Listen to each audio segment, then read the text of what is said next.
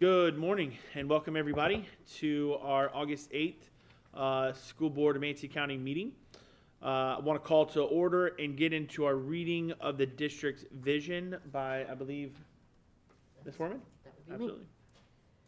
The school district of Manatee County will be an exemplary, student-focused school system that develops lifelong learners to be globally competitive. And if you want to introduce the Yes, invitation. I'm happy to. Mr. Frank Brunner. Mr. Brunner is a former school board member many years ago and in charge of Director of Crime Stoppers. And I asked him for a bio, and this is what he gave me. He's Long one, I'm sure. You be shocked. image bearer of Almighty God, Christ follower, husband, father, son, U.S. Army vet, American patriot, and dual citizen. I'll also remind people that many years Mr. Brunner puts on sponsors a prayer rally to pray back to school, and wasn't able to do it this year. So I think it's wonderful that he's here today, 2 days before school starts, and he wants 25 minutes to. If y'all all stand. Thank you. Let us rejoice in this beautiful day that the Lord has made, and let us be glad in it. Thank you for this wonderful opportunity to pray for the school district and for our school board in this last meeting before school starts. I did speak with Mrs. Foreman that I do plan on praying over the stakeholders, so it might be a minute or two longer than usual, but I promise it won't be 25 minutes. So, let the words of my mouth and the meditation of my heart be acceptable in your sight, O Lord, and my Redeemer. Let us pray. O Lord God, you are our Creator, our Redeemer, and our Sustainer, and we humbly come before you right now. And we give you all praise and honor, glory and thanksgiving for the great God that you are. We give you praise because you and you alone are worthy of praise. And we give you thanksgiving for your grace, your love, and your mercy. O Lord God, first and foremost, we welcome your presence not only into this chamber, but also into all of our school sites and all of our school facilities, that your holy presence would be manifest and that it would cleanse and keep safe all of our facilities for all people that enter it, children, families, teachers, and staff.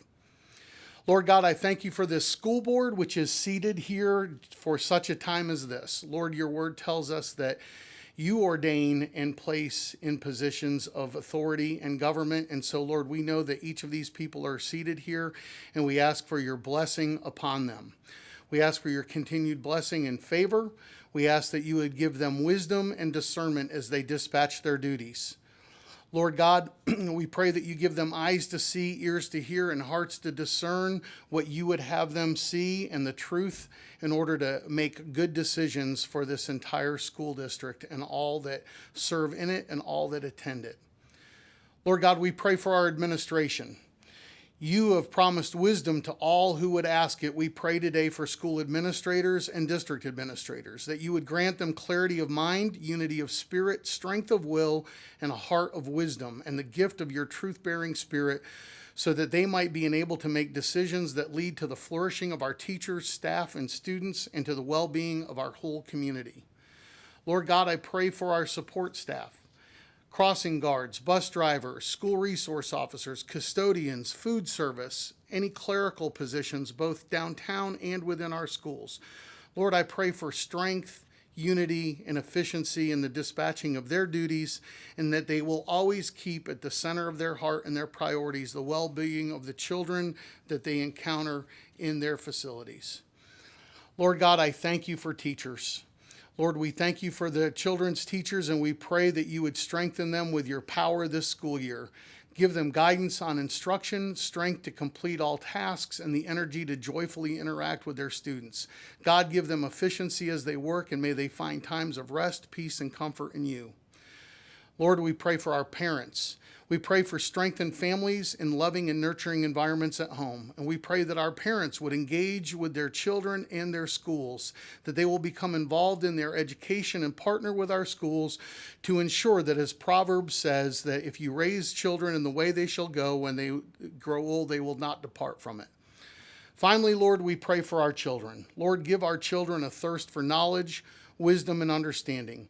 May their hearts be ready to learn this year at home, at school, in their houses of worship, and throughout the community. Open their ears and may they crave knowledge and seek it out.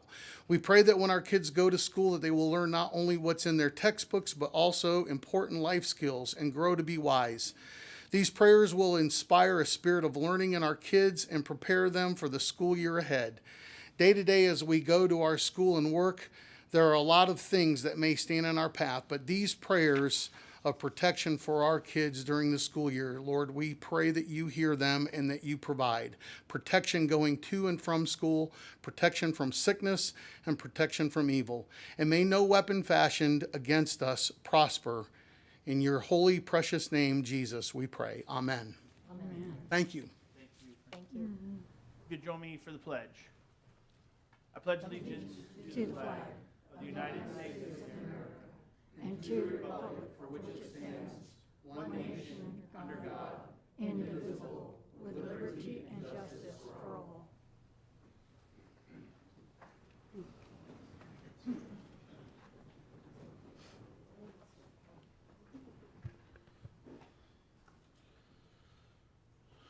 All right.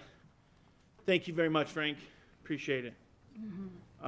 Moving on to item number 5, information only leaves for August 8, 2023. No board action required. Item number 6, approval of the agenda. The chair has found good cause to amend the agenda to include all items listed under the agenda amendments on August 8, 2023. Agenda updated August 4, 2023 and posted to the district website, manteeschools.net. Really only agenda items that were changed and added were some presentation stuff that wasn't attached when it was originally put out. So do I have a motion? I move. I'll second. I guess I got to get into the meeting, huh? Yeah, me too.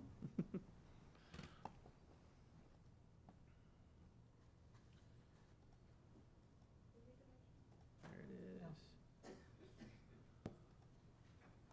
All right, so we have a motion. We have a second. No discussion. All in favor, we can go ahead and vote for the approval of the agenda. I do the motion.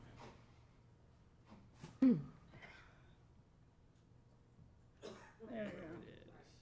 No worries, no worries. We got new computers, so they're acting a little bit rude. I'm not able, mine's not showing up, so I vote yes. All right, passes I had to rejoin. 5-0. You had to what? I had to hit. Next, item number 7, approval of the minutes. Superintendent? Good morning, Chairman and board members. I recommend approval of the minutes from the July 18th, 2023 School Board Special Meeting, the July 25th, 2023 School Board Regular Meeting, Public Hearing and Meeting of the Leasing Corporation, and the July 27th, 2023 School Board Workshop. So moved. Second. We have a motion and a second. Any discussion or corrections on minutes? No? All right. Let's go ahead and vote on the approval of the minutes. Mary, did you get back in? Oh, try to go back out and then come back in. I had to do that. Oh, And then all right. join it. I hit, okay. Just on like the agenda right there. Here? Yeah. See, now it says Ah. join. Okay. Thank you. Perfect, no problem. And that passes 5-0. Recognitions, item number 8, Mr. Barber.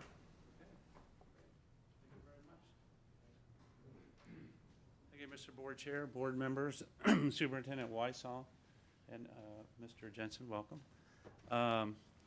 Well, we're 2 days from school starting, so we've got more good news than we know what to do with.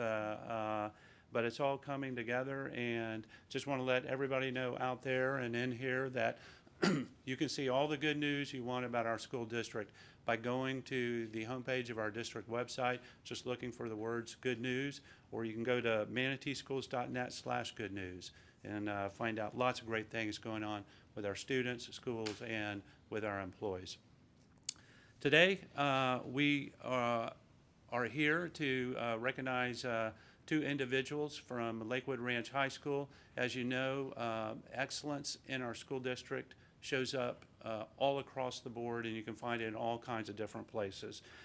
We were set to really celebrate the head athletic trainer at Lakewood Ranch High School this morning, Sydney Supa, who was named the 2023 Secondary Schools Athletic Trainer of the Year by the Athletic Trainers Association of Florida.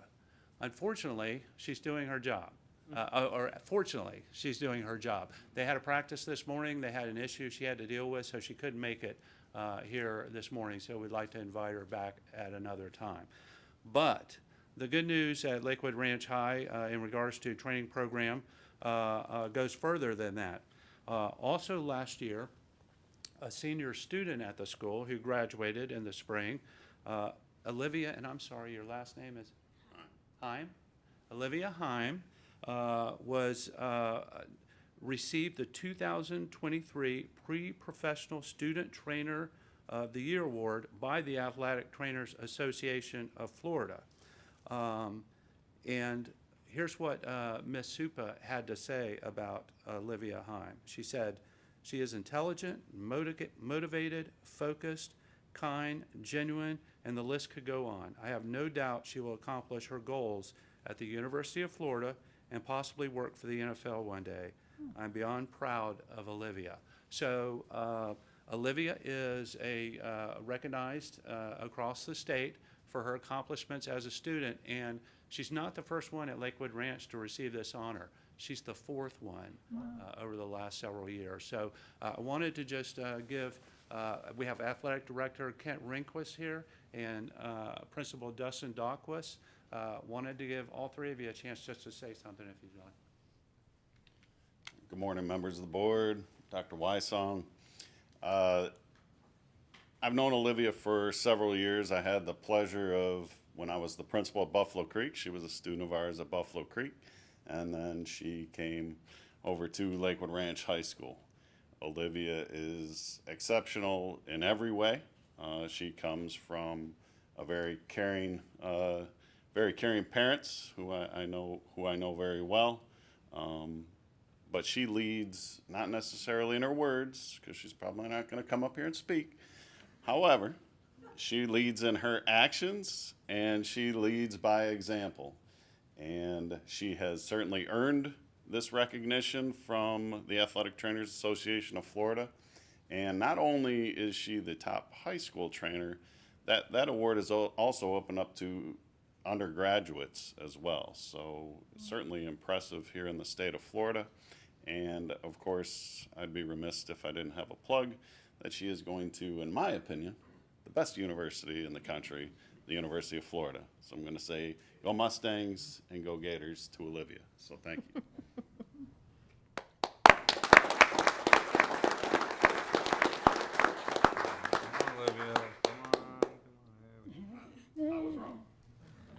I just wanted to say thank you for honoring me here. I really enjoy what I do, and Ms. Supa has created a wonderful program at Lakewood Ranch that has allowed me and all of my fellow athletic trainer students to thrive in what she does, and I really owe it all to her. So thank you. Very good.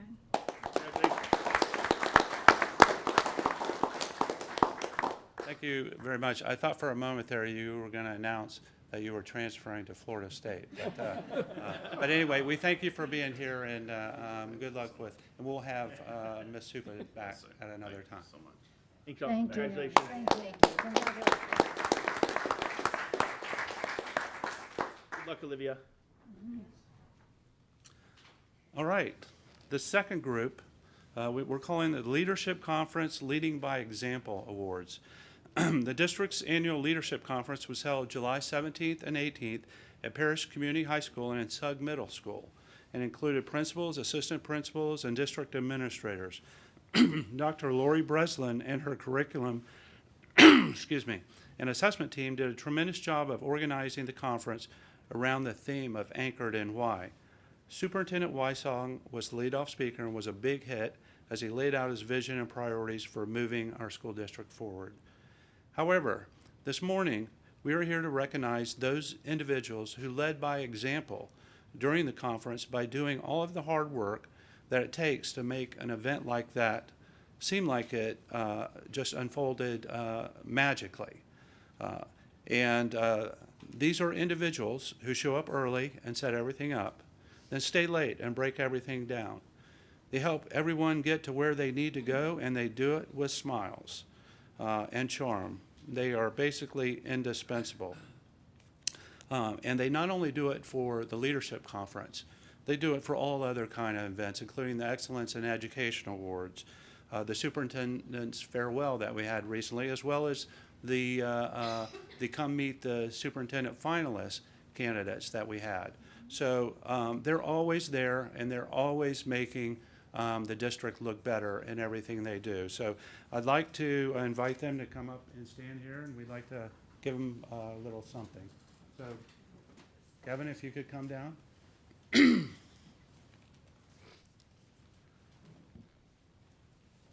I'm going to introduce each of these individuals, and then thanks to the Manatee Education Foundation, if you guys could take just one step back, because Kevin is going to need to get to y'all. And y'all can just fill in right there. But thanks to the Manatee Education Foundation, the Manatee Community Foundation, we have a little gift to give to each one of these unsung heroes. So first of all, Barbara Burwell, Assessment, Research, and Accountability Assistant.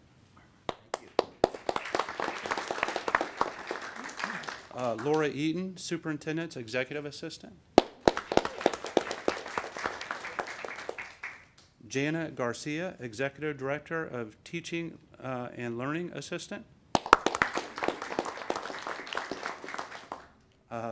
Kimberly Henley, Communications and Public Records Associate.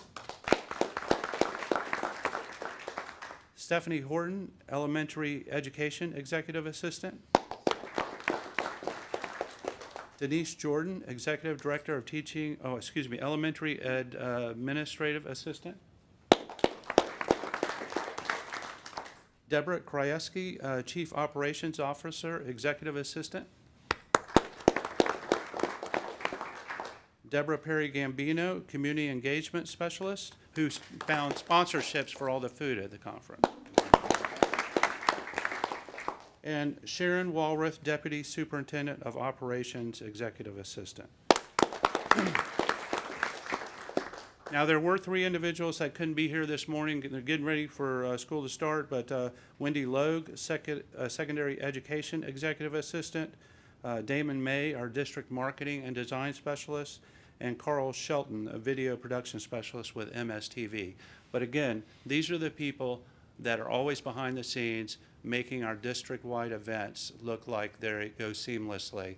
And I know all of you have seen them doing their work, and they put in long hours, and they, as I said, they do it with a smile and they do it with charm. So we're just, they're indispensable to us. So thank you very much. Thank you.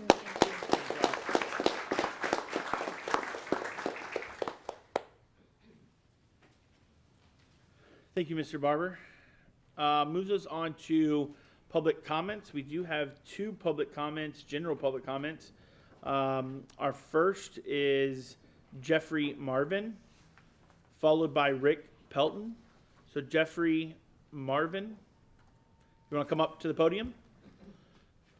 And you've got 3 minutes, and timer is right above you, I believe. Thank you for the opportunity to speak. Absolutely. Thank you for coming in.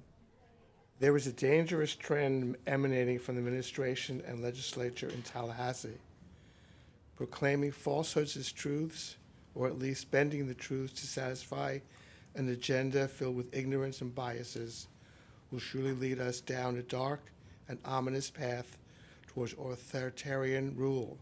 It is up to us here in this room to proclaim our bravery and rightness and defy the dictates of the freedom-squashing rantings of a misguided governor's office and administration and legislature.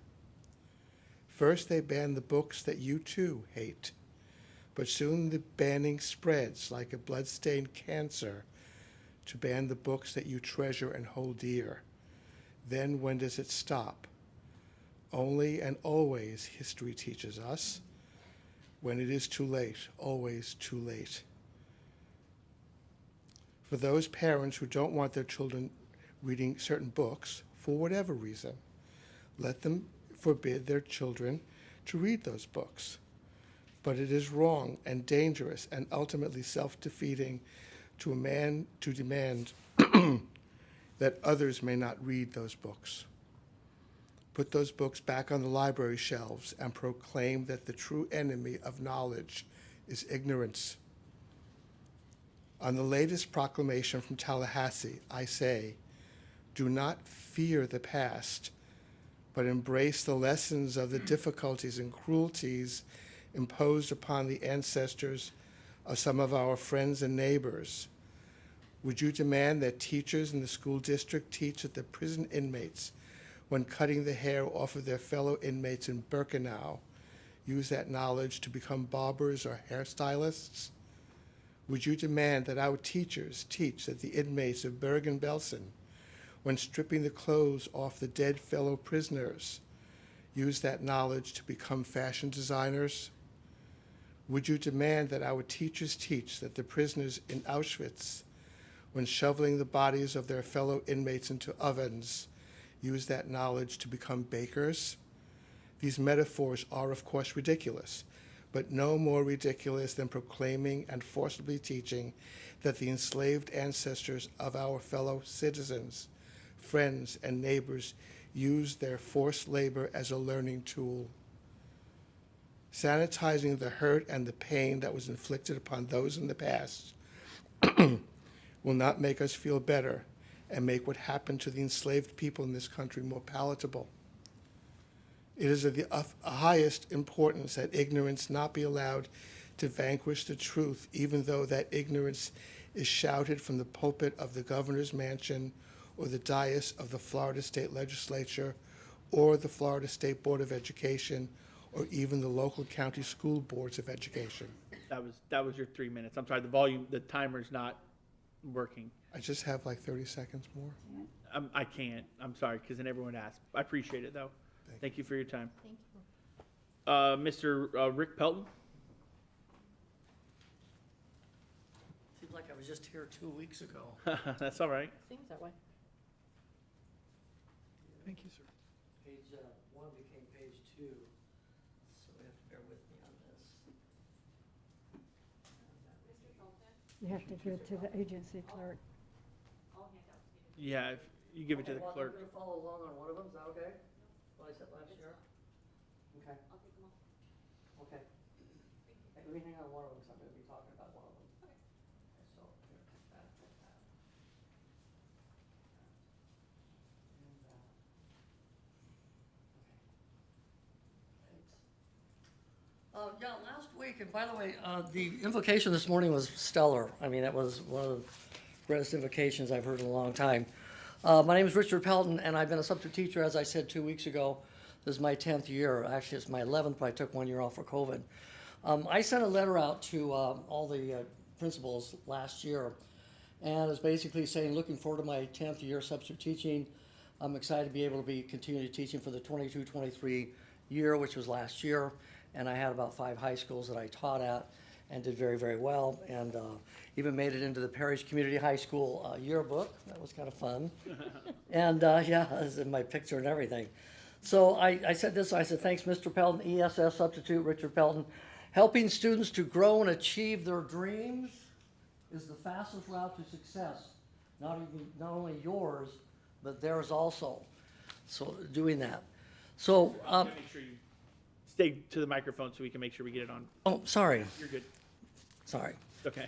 And so I sent that out, and ironically, I looked at it the other day, but a year ago, yesterday, I received this back from ESS, from the regional executive vice president. On behalf of ESS, we want to thank you for being the dedicated substitute, et cetera, et cetera. keep up the good work, went to the, people at ESS, and also to Ms. Saunders last year, the superintendent, before Mr. Wysong came on. So it was a lot of accolades for what I've done over the last 10 years.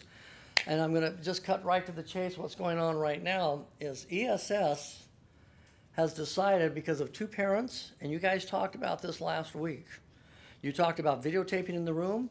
The students shouldn't be doing it. Nobody should be doing it. They shouldn't be videotaping. They shouldn't be posting things on Facebook, and none of that. And I'm adamant about that when I talk to the students. Put your electronic devices away. Don't call them cell phones, because that's back in the 80s, and they were as big as milk cartons. They're electronic, smart, intelligent computers that will take you anywhere in the universe. So use them for that instead of just this little social media. So anyway, I was written up 5 times from last year for asking some kids to Palmetto High School if they're not going to do the Pledge of Allegiance. Second one was, I didn't mind them, they just didn't do it. The other one, really quickly, is the other two were 2 parents and 2 teachers that decided, because I picked an American flag off the ground, put it up top, the kids helped me and everything, that I disrupted his classroom agenda. Second one was a parent that a student took a videotape when I kind of nodded off a little bit at Parish Community High School. It was just, and he sent the text to his mother. His mother in return called the school and said, you've got a substitute teacher, substandard substitute teacher, that's fallen asleep in class. 99% of my life, I've never had these accusations ever in my teaching career. I hit 3 minutes exactly last time. Thank you so much for your time, and you guys are the best. Manatee County is the best, and I look forward for this next year, if I can work through this thing with ESS and with Manatee County. Thank you. Thank you. That is all for public comment. So that moves us to item number 11, consent items. Reports and Excuse me, presentations. sorry, number 10. The one here is a little off. Number 10, reports and presentations. I know we have Tara Elementary first, so Mr. Rinaldi. Good morning, Chairman. Good morning, board members, Dr. Wysong. We're going to do some short presentations on 2 projects. They're both COPS projects. Hale is on this agenda this morning, and Tara will be coming up on the next agenda at the next board meeting. And I'm happy to say the GMPs for both of these projects have come in at and really under budget. So really kudos to both of these teams for pulling it off in such a construction environment that we have right now with escalating costs. So we look forward to the next step. As I said, both of these projects are COPS projects, and I'm going to turn it over first. We're going to talk about Tara, turn it over to John Williams, and he'll recognize his team. The principals are also here today. Ms. Campbell and Nikotopoulos are here as well. So he'll introduce the team and give you a quick oversight. Good morning, board members. My name is John Williams. I'm a project director at the Construction Services Department, and Tara Elementary School renovation is one of my projects. And it's been a very, very good project for us. I mean, we've done a lot, and we've achieved all our scope items that we've wanted to achieve. And I want to introduce Todd Sweet with Sweet Sparkman to go over our scope for the project and just tell us about the design.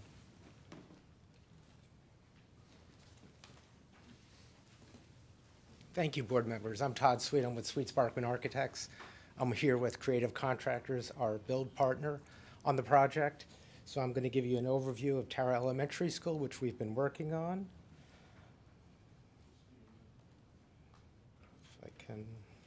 Okay, this is an overview of the project. This is a view from the front entry or the north side of the building.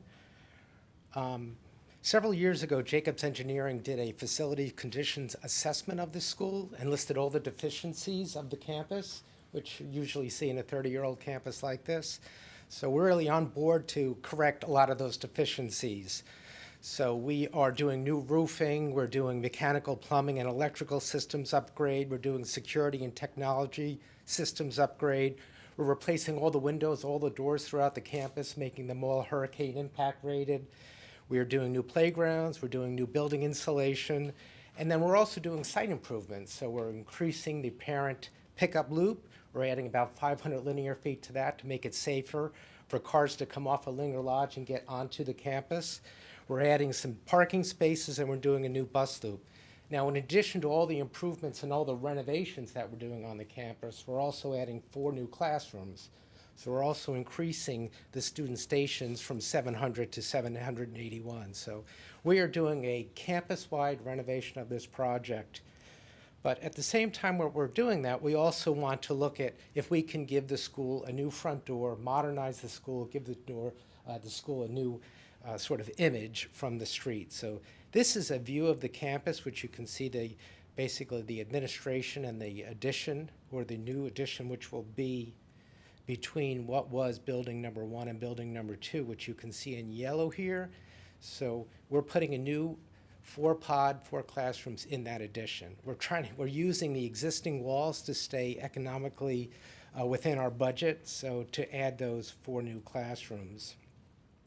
But at the same time, we do want to give the school a new image, a new front door, so we're doing this 200-foot long perforated screen with images of the name of the school, also with images of the children that you will see in the school. So the size of the holes actually change in size to, you can see this, the children playing, and actually the children grow in size from a kindergarten age child to a 5th grade age child.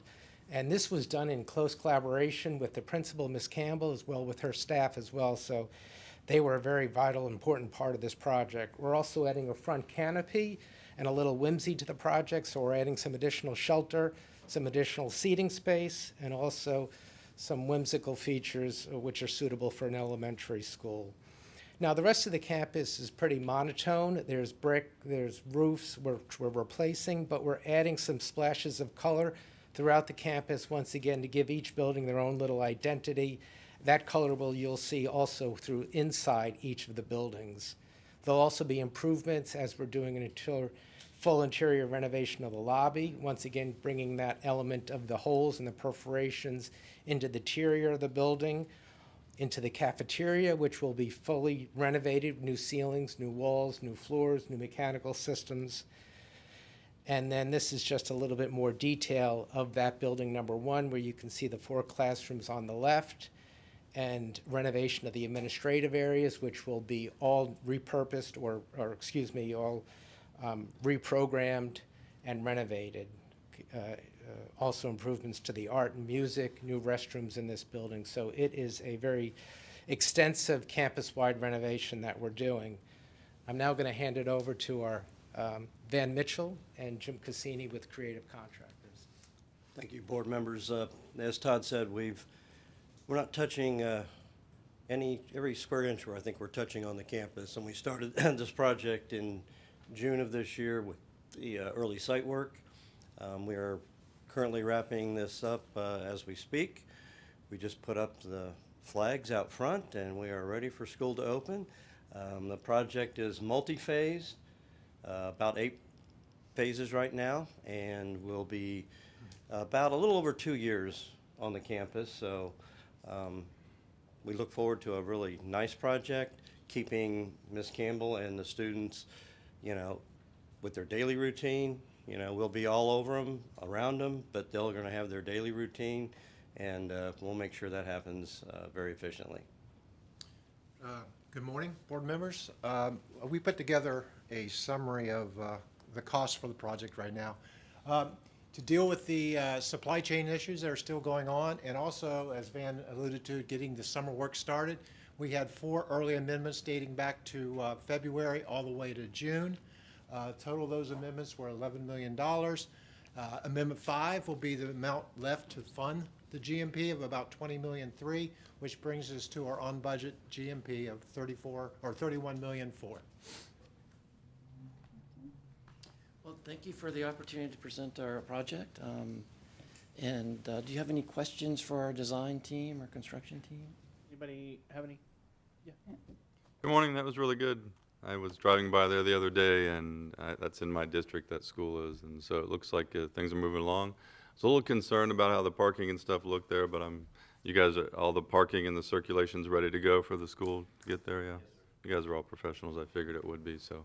I'm curious just from a business standpoint, just curious, like when we have a guaranteed maximum price and then, you know, we sign these contracts a year or two in advance and there's a lot of fluctuation in materials and stuff, and maybe Mr. Rinaldi can help us out with this too, how does that all factor in? Because obviously, you know, we don't want you to have to build the school at a loss, but then again, when material prices change, how does that all get taken into effect? I don't know who would be the best person to answer that, so. Well, when you look at the way that this project has been programmed, having the 4 amendments, so of the 31 million, we already have locked-in prices for 11 million. As you can see, so that's one of the reasons we do the early release packages, is not only lead time, but then it locks us in to a cost as well. I mean, and this project is maybe a little bit of an outlier too, to have close to a third of the GMP already being under contract when you go to the final GMP. So that's one of the, that's probably the most aggressive way that we found to do it. I don't know if Creative wants to identify. Real quick, just to further what Joe said, the escalation isn't what it was 2 years ago. Things have flattened out. Once we get the final GMP approved here on the 22nd, Van will lock in all the subs, and right now everybody seems to be holding their price. So what we saw a couple years ago where steel guys, for example, were raising their numbers like monthly, that's not happening anymore. We can lock the suppliers and everybody in. And like he alluded to, some of the major stuff, your roofing, windows, and doors have already been bought and locked in. So we've got that escalation dealt with. Okay. So what does happen though? Let's say that, you know, there is a drywall, for instance, goes up 50%, you know, and there's $1 million or $2 million worth of drywall, and you know, the contractors say, this wasn't in the plan, you know. Is there some mediation process or negotiation process, or do we just say, well, you gave us a guaranteed maximum price and you're gonna have to make that work?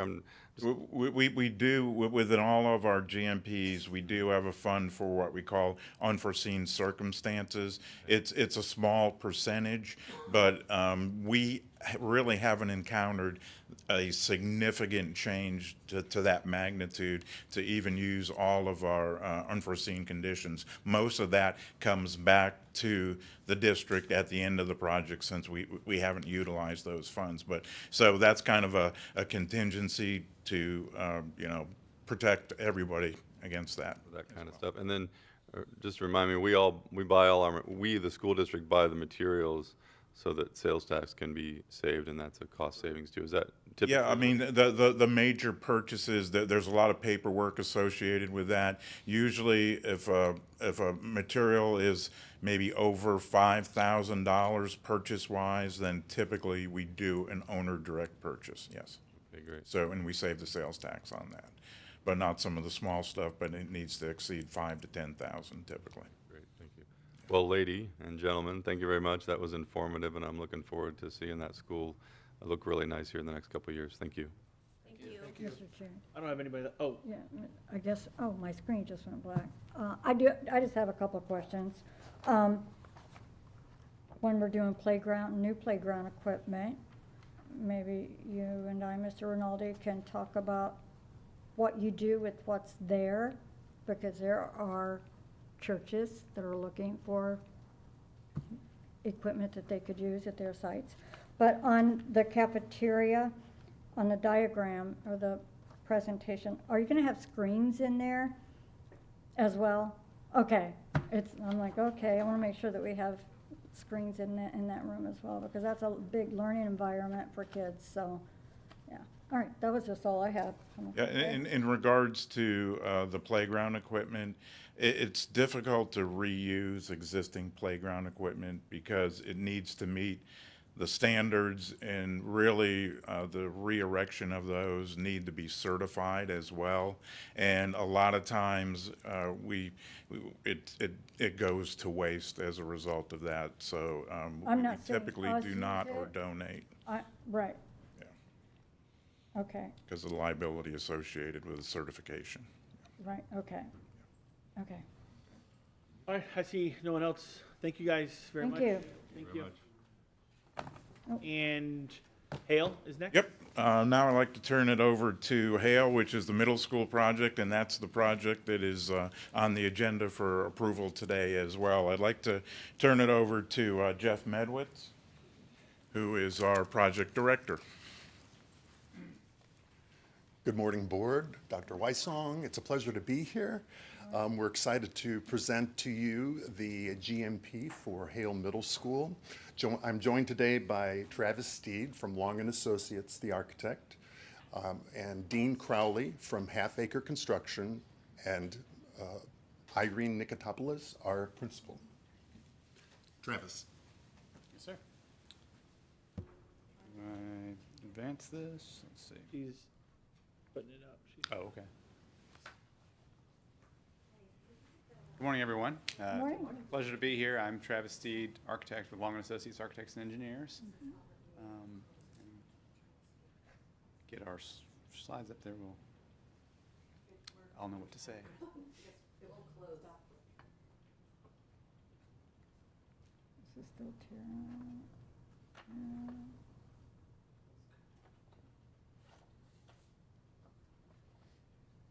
There we are.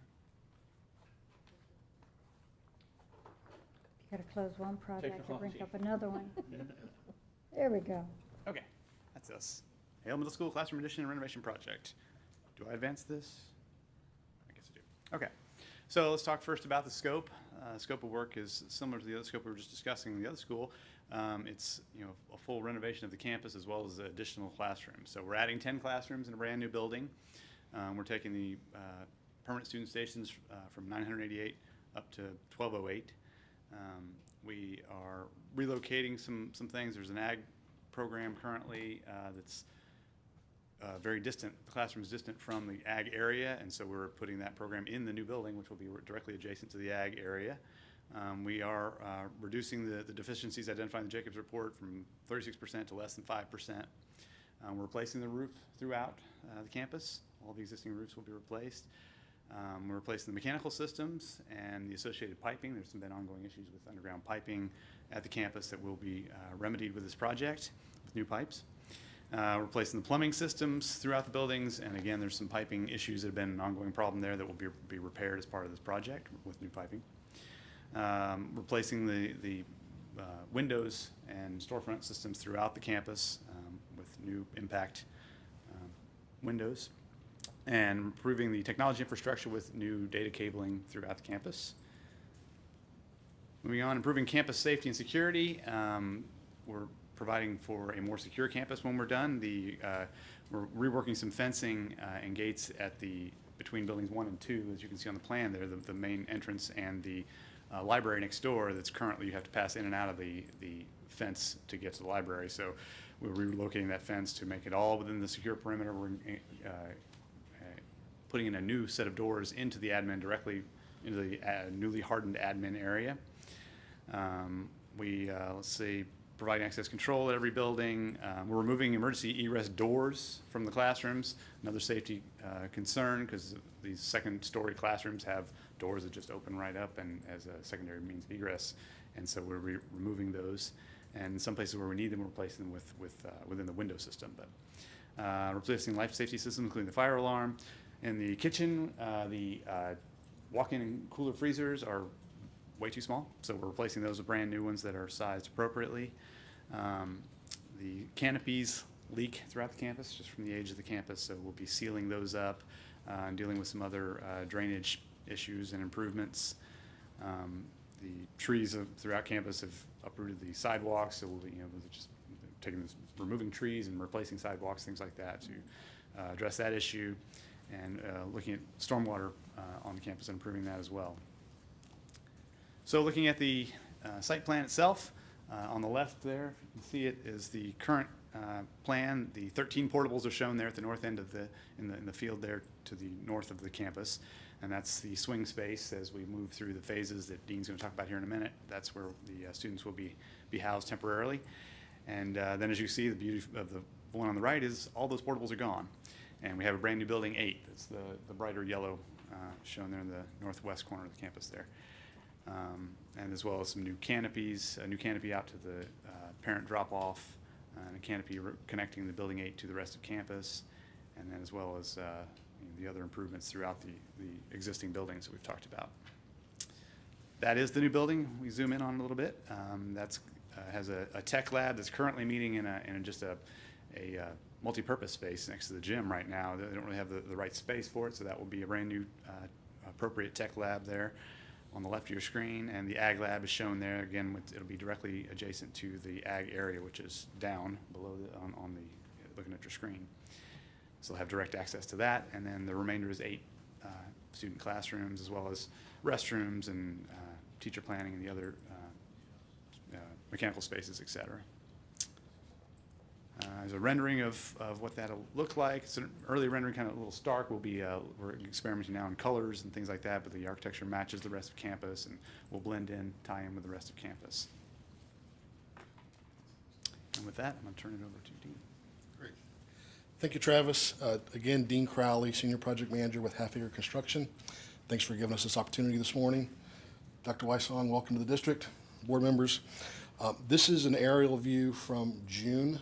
So this was the phase 1 that we did this summer, installing the access road on the right side in the top of the picture, headed towards the location of the new building. The portables were moved in the spring, and then this summer we hooked up the portables with infrastructure, sidewalks, and getting those ready for school to open. So our phasing plan on the left is phase 1, which is what we did this summer. The green shading of the portables and throughout the green shading is the area of construction during the phasing plan. So phase 1 is what we're concluding now. Phase 2 on the right is what you'll be approving the GMP for phase 2 through 4 today, and we'll be starting the construction of the new building, which is building number 8, and we'll be starting renovation of a 2-story classroom building. Those will both be going on this fall. At Christmas break, we're planning to turn over building 4, start renovations on building 5, the other 2-story classroom building, and we'll be starting on the north side of building 6. Then at spring break, on the right side, phase 3B, we'll be turning over the new building, starting to work on the east side of building 3, which is the gymnasium, and then finishing up next summer with admin, media, the cafeteria, kitchen renovation, and the locker room areas of the gymnasium building. Also next summer, the portables will be at the end of their need. The district will be moving those out, and we'll be regrading, taking out those utilities, regrading the play fields to get those ready for school to open. So that's a quick overview of our phasing plan. And then snapshot of the project budget, our pre-construction agreement, our Amendment 1, which was the site work and portables and mobilization that we did this summer. We did pre-order our air handler equipment for Amendment 2. And then Amendment 3 will be the guaranteed maximum price of $33 million for phases 2 through 4. And then to the bottom, just another graphical representation of the phasing plan. Excellent. Thank you. I don't see any board members requesting to speak. Yep. One of the things that was brought up previously about the long lead items, and we have had an issue on this campus, and it's of no fault of the team. In December, we ordered our switchgear and transformer from FPL, December of '22. it's scheduled to be installed next weekend. So this team, along with maintenance, along with IT, we have installed a temporary large generator to power for school opening as well. So, and I mean, hats off to the team, because it was FPL would not give us a date, and sure enough, when they gave us a date, it was a week and a half late. So, thanks for the team for addressing that for us. Good. Yeah, go ahead. Yes, please. So, whoever can address this question, the FCI, the Jacobs FCI report, I know what that is. It's an analysis of the facility to look at its condition and decide what needs to be maybe redone or remodeled or something. But what do the percentages mean when you see, like, it went from 36% to 5%? What is? Yeah, so the way the math works with that is they take the overall value of the building and look at deferred maintenance, and 36% of the cost of building a new building was deferred in the maintenance for that. So, if it's a $30 million facility, basically at 36%, you're looking at about $12 to $14 million worth of work that needed to be done to address the deferred maintenance. So when you're down to 5, it's maybe some sidewalks, it may be the car loop that 4 years from now we may end up upgrading as a result of that, but it's very minor work that needs to be done. Why not? I mean, this is a layman's answer. I'm sure there's a good answer. Why not just get it all done, do that extra 5% while we're doing this? It would be, well, right now they're probably telling us that 5% is maybe 8 years out. So when it comes to establishing the budget, the way we established the budget, we knew that there would be a small percentage left over. In addition to that, it may be related to some of the portables that we're moving off as well. And once we move it off, we may be closer to 0, because they did evaluate the portable conditions as well. Okay, great, thank you. And then the egress doors, I was just curious, I didn't quite follow that conversation, so could I? Sure. Just curious. There are emergency egress doors. They're actually small doors in each classroom on the exterior, and in some cases they're on the second story. And so it's been an ongoing concern, something that was not desirable for a while, and the buildings are sprinkled, so they're in most cases not even required. There are some larger rooms that still need them, but we're going to remove all of those, and in the few locations where we need them, it will be part of the window system instead of this door. Is there like a stairway or something that goes? No, there's nothing. It's a unique design. Mm-hmm. It's a that drop. first step. Yeah. One step. Are there like is it the idea that firefighters will come with a truck? The idea is, there would be, that's where the ladder would come. The same way the window would function the same way. There would have to be a ladder from on the outside that someone would bring to rescue people in that event. But yeah, it was just a different design for that. So. Okay, great. And then the last question is, and it seems that we do, but as I drive around to schools sometimes, and I'm there for whatever reasons, and sometimes I'm there in the morning when students arrive and in the afternoon when they leave. Every school, not every school, that's an exaggeration, most schools seem to have traffic issues, no matter how hard we try. Do we always try and incorporate looking at the traffic issue to see if there's some way to improve it or not? Yeah, and typically we look at the queuing length, which is the amount of vehicles that we could stack on site as opposed to being off site on either a public street. So we do evaluate that, and really the drop off a lot of times isn't the problem in the morning because it moves pretty quickly. It's dismissal in the afternoon where the cars are queued up. And that's when we count the number of vehicles, and we feel we have adequate on this site. Okay, great. Thank you. Those are all my questions. Thank you. Thanks. I see nobody else. I'm on the board, I'm sorry. Slide number, I don't know which one, but it was the aerial view like this. We talked about trees and how it's problematic. And from this aerial view, I see a lot of trees there. Do we see any future problems with that? A lot of those trees in the inter-courtyard areas between the buildings, specifically in between the buildings, a lot of those were removed this summer. They were, okay, They were over okay, the so summer this was, because the roots were creating huge problems for sidewalk and drainage. Mhm. And so as we're going around the campus, that's part of what we're gonna be focused on is fixing the drainage, putting back the hardscape, and then the landscaping is to provide some landscaping, but smaller trees, smaller things that aren't gonna break. it's not so aggressive with the root systems, I'm guessing. Yeah, I'm sure you're looking at that. I'm seeing a lot of head shaking going on there, so. Okay, that was my biggest concern because that's a huge expense is trees and removing them. I know, I've had a few removed from my property, so that was the only thing I saw that caught my eye. So, thank you so much. And this, again, is one of our COPS projects, am I Yes. correct? Right, Yes, both this of is a these are? COPS project. Okay, very good, thank All right. you. Thank you. Thank you very much. Thank you all. Thank you. Now moves us to item number 11, consent items. Superintendent Weissong? Thank you. I recommend approval of the consent agenda for August 8th, 2023. So moved. One second. We have a motion and a second. And we will vote to approve the consent items on Granicus now.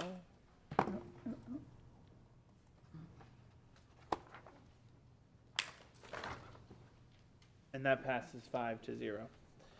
Moving on to item number 12, and no more public comment. I'll have the new business public comment when we do the actual item. Nothing was pulled from consent, so moving to item number 14, new business. Item number 1 is the approval of continued use of the 22-23 salary schedule for all employee groups and the 23-24 payroll schedule. Superintendent Weissong? Thank you. I recommend approval of the continued use of 2022-23 salary schedules for all employee groups and the 2023-24 payroll schedule. So moved. I'll second. So we have a motion and a second. Any discussion needed on this? Superintendent, you want to Yeah, just yeah, please. tell us a quick, what this is? What's going on? Certainly, Chair. This is a routine item that is necessary so that we can continue to generate payroll using the salary schedules that the board approved for last school year, subject to the outcome of collective bargaining with our two associations. And upon completion of that bargaining, then we would bring the 2023-24 payroll schedules along with any agreement related to retroactive pay for this school year. Perfect, thank you. I don't see any board members lit to speak. Are we using Granicus? Yeah. Are you requesting it? Yes, please. Okay. 'Cause Yeah. I don't see. You don't see any, because I keep getting my anybody requests. on. So, Mr. Tatum, go ahead. So Dr. Weissong, when we say the 2023-2024 payroll schedule, that's not yet decided. We're just approving the fact that when it gets decided, then it will be used. Is that true or not true? The schedule is the dates on which payroll is paid out and that calendar process. So we're using last year's salary schedule, which is the actual salary tables, with this year's payroll dates. So when it says 2022-2023 salary schedule, that is a rate of pay. Yes, sir. When it says payroll schedule, those are dates, so it's the same word that means Distribution dates. two different things with, I get it now. Okay, I'm not that smart, so it took me a second to work through that. That's good. I just was curious about that. Great, thank you. Yep, okay. Ms. Spray? Well, that pretty much answered the same question I had. Basically, that we're just using the old, last year's rates until negotiated rates come up. Am I understanding that? That will be when? September, probably, or whenever? Bargaining I'm looking at Ms. is- Barber. So that, Bargaining is those underway. things is going on right now, am I correct? Okay. That was the biggest question I had was, okay, and none of these rates take in consideration the additional millage, correct? No. No, okay. That's all I had, was I wanted to make sure that I'm right on thinking that process, how that process works. Thank you. And, I mean, every year, at least I've been here, the negotiations are different, right? I mean, I think last year was like a remarkable, I think we did it pretty quick, but it's always different. Okay, so we got a motion, we have a second. I see no other speakers lit, so let's go ahead and vote on item number 14.1, approval of the continued use of 22-23 salary schedule for employee groups and the 23-24 payroll schedule. And that passes 5-0. Moving on to item number 2, Superintendent Weissong. I recommend approval to renew the memorandum of understanding between the School Board of Manatee County, Florida and MaxVax LLC DBA Health Hero for the 2023-24 school year flu vaccine, parental consent required. Thank you very much. So moved. We have a motion I'll second. and a second. And Superintendent, if you just want to fill us in on what this particular item is. Yes, this is a renewal of an agreement that has been in place for prior years. So this is the opportunity to provide the flu vaccine when parents consent for that service.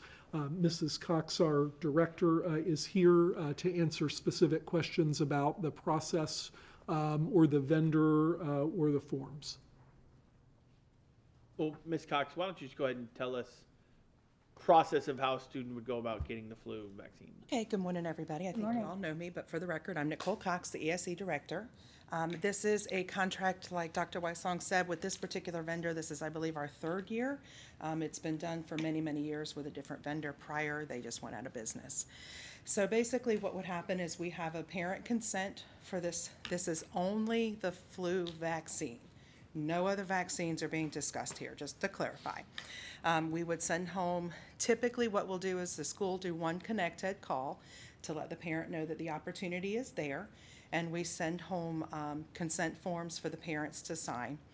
And then those parents that receive it, we typically will do one additional Connect Ed to just remind parents, hey, our flu shots are scheduled for tomorrow.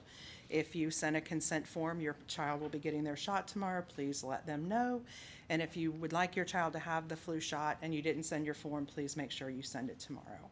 And so that's not something we push, it's not a big sales, it's just a couple of notices that's there. One of the nice things about this particular contract that I know was a concern previously, this is also for children that do not have health insurance. So if a parent would like a child to have access to a flu shot and they don't have health insurance, there are other agencies that work with this group that will cover those children. So that allows all of our students to have flu shots. It is really just kind of a convenience for the parents. Not all parents are able to get their children out to get a flu shot. And then it helps to protect our students. As you all know, one child with the flu can wipe out 3 classrooms and then nobody's getting an education. So we do try to make it available. Like I said, it truly is a convenience. It's 100% up to the parent. It's their choice. It's just one additional thing that we're trying to do to help keep our kids safe and in school and healthy. Thank you. Is that it? We do have a couple board members lit up. Ms. Spray? Okay, thank you for coming down. Of course. I did get a chance to meet with you and discuss some of the items that was on the agenda. Ms. Cox did provide me with a flu vaccine consent form.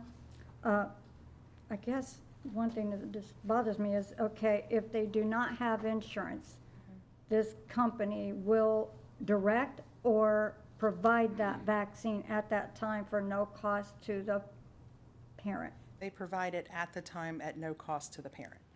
Okay, because on the form it does have a place for Medicaid and or other insurance. So they would actually put on there no insurance provided? Yes, ma'am. If the parent has the insurance, then the company does bill the insurance just like any pharmacy would. But if the parent has no insurance, then the company has other ways to provide the vaccine to that child without payment from the parent. So MaxVax is the company that you deemed reasonable to do this service for us. And this is their first year with us, or their No, second? ma'am, this is, I believe, their third. Third year with It us. might be the fourth, but I think it's the third. And during our conversation, I asked how many students actually got the vaccine, and you kind of estimated Last year, it was about 1,800 students got it. about 1,800. And was there any demographic in Manatee County where those were administered, or is it generally everywhere? It's everywhere. It's offered at every school. There are a couple of principals last year that, for one reason or another, it really kind of didn't blend with their school schedule, and they had requested that we not come to their schools. I'd have to get you that list. I'm not sure, Oh, but I that's, think it was I don't need 2 the list, schools. I'm just, There was just a couple of schools that they really just say it doesn't work, then we don't do it. okay, and this is just the flu? Yes, No ma'am. This is anything? only the flu vaccine. If you read throughout the contract, we reference flu, flu, flu. There is no other vaccine. There's nothing else available. There's nothing else in the coolers. It's the flu vaccine, and that's all they get. Okay, Okay? thank you. Absolutely. Anyone else? Mr. Tatum? Good morning. Good morning, Mr. Tatum. Do we have other programs for like tetanus shots and things like that, or? Not that we bring to the school, sir, no. Great. We just do the flu shot because it's, the tetanus shots and things that are required kind of shots, then they usually will go through the health department. And we do work with those if we have, again, if we have parents that don't have insurance and need it, we do have assistance for them, but we do not bring them to the schools to provide those shots. And what kind of assistance would we provide in that? Usually the health department will cover them, but so we just have to refer them to the right people for the health department to let them get the shots that they need. Which is good. It is, sir, yes. I just want to make sure that we're not paying for anybody's vaccine. No, the school district doesn't pay for any of these. Somewhere behind the scenes, there are agencies that help to work health, that will pay for them, but it does not come from us. It's not our it's nothing to do with the school district whatsoever. Great. Thank you. Of course. All right, Good. thank you. I don't All see right. anyone else set up to speak or any questions, so Thank you. appreciate that, Ms. Cox. So let's go ahead and vote on 14.2, approval to renew the memorandum, the MOU between the school board of Manatee County and Max Vax for the 23-24 school year flu vaccines. And that is approved 5-0. Moving us to item number 3, Superintendent Weissong. Thank you. I recommend approval of the Fourth Amendment to the contract between Team Success, a School of Excellence Incorporated, and the School Board of Manatee County. Before, well, go ahead. I'll wait for the motion. So moved. One second. So we have a motion and a second. I do want to just make sure board members, the packet that we got on the dais this morning with the picture or paper clipped, that is the new, let me see what page. We didn't get any. Nope, that's not where the new one is. There is a new, did we get it ourselves or did you already post it? So it's not that. Ah, perfect. Exhibit A. Gotcha. So we have the, what we had posted online on the agenda packet, changed just slightly the fencing around the perimeter. So that exhibit A1 and A2 is there for that. I just want to make sure you all were aware of that. And we also have before we do any discussion or anything like that, we also have a public comment that I want to get to. Mr. Reese?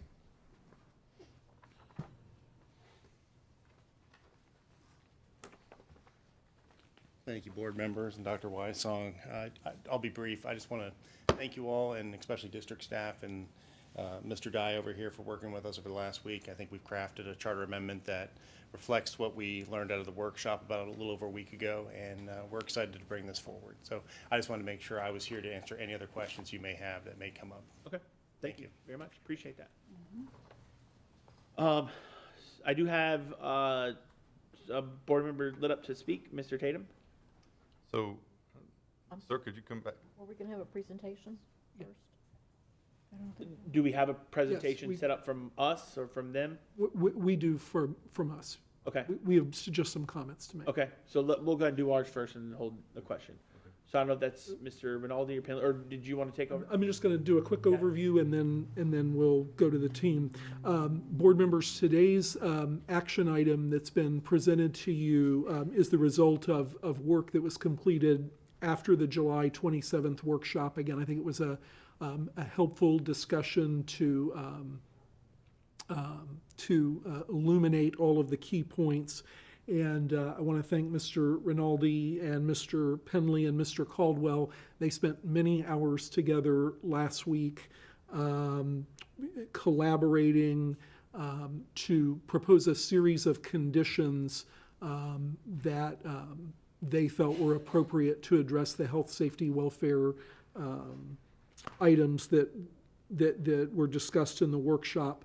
And with the minor adjustment that was made yesterday to the map, I believe that we've reached that agreement, and it's great to hear that. And thank you to Team Success for participating in the iterations that got us to where we are this morning.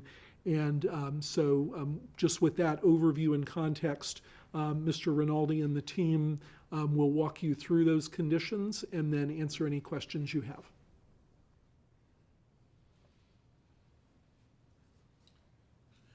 Good morning again. So Exhibit A identifies specific conditions, and in general terms, we do have areas on the site that were not tested, so we wanted to make sure that we had requirements in place to make sure that there was no way to get access to those areas.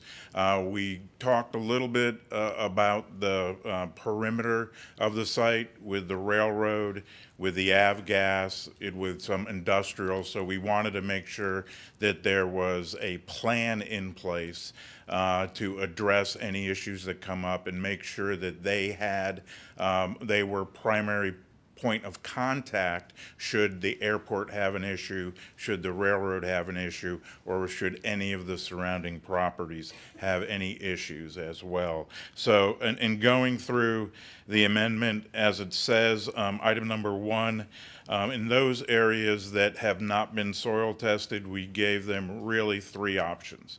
Test the soil, cordon or fence the areas off so that they cannot be accessed by students, or encapsulate, which would be they have one area that has a future parking lot planned, so that would be a method of encapsulation, either putting a play court, concrete play court on it, or doing their next phase, which would be additional parking. In regards to the groundwater, we want to make sure they have an existing irrigation well, which did not come back with any issues. We want to make sure that there's no additional irrigation wells there without some remedial action being taken place. In addition to that, we identified signage locations where we felt signs need to be put up that restricted access, and one of the Exhibit A2 gives a sample of that notice and that sign both in English and in Spanish as well, since we were told that much of their population is Spanish speaking. Item number 4 is if there is any future additions, modifications to the site, then testing needs to be done before that site is basically impacted. So that, and then item 5 is identifying a comprehensive emergency response plan, which Mr. D'Amico will be working with them, and that's where we want to make sure we did receive documentation from the airport as to the steps they take should, you know, a fuel leak or some other issue come up there, but we want to make sure that they are one of the first parties that is noticed, and that they have a plan either to evacuate and reunite with families, or they have some other type of plan plan in place based on the nature of the threat. So those are the basic restrictions which we put in place. As Chairman Choate said, the one modification that was made from our original was they were concerned about the circular drive in front of their facility, that a bus would not be able to make the radius. So we just kind of pulled the fence back a couple feet, but we still have fencing in that area. It's just to make sure that no bus clips the fence as it comes around there. So that's basically where we stand in regards to all of our discussions with Mr. Dye. Thank you, Mr. Dye, for putting up with us and getting this together. Thank you. I guess you stay right there for a second. Is there any questions for Mr. Rinaldi? Yeah. No, for Mr. Rinaldi. I just don't want him to come up back and forth, back and forth. So anybody got a question for him? No? Okay, thank you. You do have a question for Mr. Reese? Yes, Mr. Yeah. Yes, again, for the record, Stephen Reese. Stephen Reese. So remind me again, sir, you're the attorney for the charters, one of the attorneys for the Land charter Use and school? Real Estate Council for Team Success. Okay. Our charter school council unfortunately contracted COVID late last week and so did not want to make the journey down. And then Bill Fingers, our environmental counsel, monitoring from afar. We do have in the audience as well Catherine Embry with ECT, who is our environmental consultant. Okay. So is the leadership at Team Success amenable to this? Has that been discussed with them? And We've reviewed it, and again, working with Mr. Dye's office and district staff, we've come to this conclusion that this is the best interest of both parties, and we're ready to proceed forward.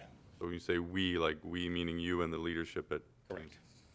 Well, good. I'm just glad to see that we, and that means you, all of you and all of us, were able to work this out. Because when we ended the last time, that I felt like there was this kind of a little bit of a, well, you know, you owe us something and we owe you something. So from a leadership perspective, I'm glad to see that, you know, we kind of looked at each other and said, how could we be helpful to the other person, and that we're here today with a reasonable accommodation. Because apparently this is a high-performing charter school, and it would be a shame for these children not to be exposed or not to have the opportunity to go to the school. Especially, I did something interesting since we're talking about this over the weekend, and that was I was able to go watch a group called the Experimental Aircraft Association that has some children, some students, our students that are building a plane. And so this is another opportunity for us to connect this school with that organization, and then the aviation maintenance program that we're going to set up at the airport. This is all good. So I'm glad to see that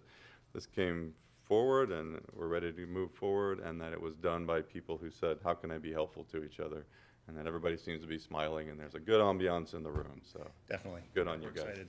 Thank you. Thank you. Yep. Thanks. Ms. Spray? Oh, I just wanted to echo what Mr. Tatum said as well. What sometimes we forget is this is a school choice opportunity. Kids that go there, their parents chose for their student to go to this school. I didn't know how many students were going to be there. That was the only question I had, was how many students is that going to serve? I'm sorry. Burn a few extra calories that way. So. Yeah, yeah. At this campus. It's middle and high, am I correct? I'm sorry. It's middle and high school, right? I'm going to bring Armando Viola. All right, Armando. That location, Right, middle and high school, final, it's about 1,200, but it's not gonna start that way. right. You're going to phase in, It's- am I phase in, correct? yeah. Okay, okay. And then the signage, make sure that that's.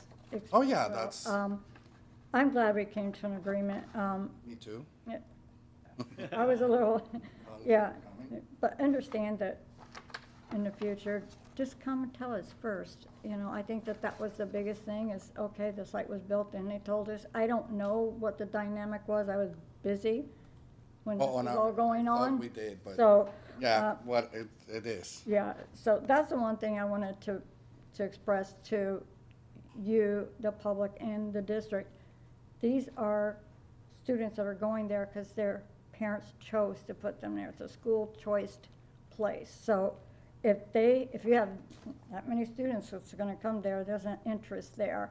So I think it's a great addition to connect the dots with the airport. It's all gonna be right there local, and just understand that 20 years from now, I don't wanna be the one that somebody wants to attack. I'm probably not gonna be here in 20 years, but anyway, thank you all for everybody collaborating together, the district, your staff, and Attorney Dye for making this happen. 2 days before school starts, so. Thank you. Yeah, I have a few questions. Team Success, is your intention on the areas that are being fenced off and that haven't been tested, is your intention to test those areas or just to be content with the fence? There's two areas of fencing. There's, kind of hard to see this, and this is the only copy I brought, unfortunately. It's actually the site plan with the existing conditions. There's a blue fence that surrounds the property right now. As part of working with staff over the last week, the fencing that's already there is actually going to be modified to come up closer to the existing facilities. Everything south of that is mainly wetlands and really can't be developed anyways, but should we ever have, we again, Team Success, have any interest in developing areas south of those areas, then we would come back forward and work with staff to identify a testing plan. The only other area that's being fenced is north of the parking lot. That area is scheduled for phase 2, and a parking lot will be installed there as phase 2 comes online. Okay, so your intention is not to do any more testing? No, that area was never identified in the first phase. On the whole property? Correct. Okay. Then I have a question for our environmental consultant. Thank you. I'm sorry, I forgot your name. Morning, Ken Caldwell with GHD Services. Thank you, yes, Mr. Caldwell. If there is contaminated soil, okay, and we've got chain link fences there, what is the risk of wind moving it to the student side of the fence? Okay. First of all, just to be clear, chain link fencing to fence off areas to restrict, physical contact is perfectly, is normal. The areas now are grass covered. I'm assuming that they would remain grass covered, which again is a pretty commonplace way to stop the potential for dust, right? Do we need to put that in the Schedule A? That they keep grass? And when I say grass, I mean a vegetation cover. So, I mean, just something that covers the, it wouldn't have to be a golf course. I mean, I think it's Florida. We were kind of fortunate that we're always fighting weeds. They get pretty thick. Yeah, yeah. So I think that I mean that would normally normally on any construction site, they're wetting or they have to seed, right? So normally that would be fine. Oh, okay. Is that it? That's it, question-wise. You have more I have a comment, yeah. Go ahead, you've got the floor. Okay. Whether it's a school of choice or one of our schools, we have a responsibility to the safety of our students, of this county. And I'm not concerned about them coming back in 20 years to say, look what you did. I'm concerned about them developing something, 20 years later, us knowing about it. I'm not. I am really, really concerned. I think this is probably the best that we're going to get. Now, last time we had a meeting, Mr. Tatum talked about acceptable risk, and I gave that some thought. I really did. And your acceptable risk is coming from a military background, where your people under your command it's an acceptable risk for them to get killed, frankly. As a mother, my acceptable risk would be no risk, none whatsoever. But from their father's point of view, he's going to be a little more tolerant. But I have a hard time making a decision that could imperil the health of students. And we're not environmental people. We are not medical people. We've been put in this position because they didn't do the testing before they built. And frankly, I would be happy to see it go to a magistrate and let them make the decision. In terms of, I don't want to see us making this decision. I really don't. So. Okay. Ms. Messenger? I would hope that Team Success knows how much I support you guys. I think you guys are a great school. I supported you purchasing the land so you'd own it and be able to do what you wanted on the school site you currently have. That was school district property. That's not this site, that's your other location. This weekend I read and reread this amendment. And out of respect for all of the school district staff, I will not restate all of the concerns that were stated at the workshop a week and a half ago. But I will also not support this agreement. I am too concerned about student safety. And the concept of assuming the risk for other parents. When parents send their schools, they are making the assumption that it is a safe place. I can't even express the amount of time I have thought and reflected on this. And I sent emails over the weekend, and I really firmly believe that staff should not answer their emails, should not open their emails on a weekend. I'm sending it, but I'm waiting so I don't send it when you're working. I don't want you working, but I was like, I just need to talk to some people. So I really thank Mr. Rinaldi for calling me. I thank Mr. Dye for getting back to me. And I've really tried. I've really genuinely tried to find a way where I feel comfortable. I just don't. So I'm with Mrs. Foreman on that course of action. I agree with you. I think that is the best course of action. I just do not feel comfortable with this, and I've tried. But I'm also not going to twist myself into a pretzel sitting up here trying to feel comfortable about something that I don't think should have been done in the way that it's been done. And there's still concerns. When you have to put a fence in the middle of a courtyard in your school.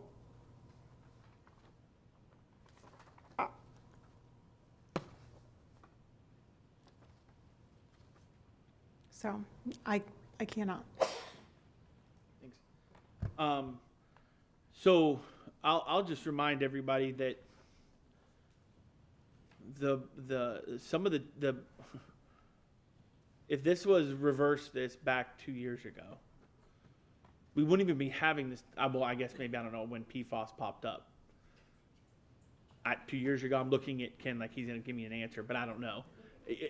When all of a sudden we've had this PFAS, oh my goodness, I don't know what it is. Is it recently? Within the last year, 2, 3, I guess, somewhere in that range?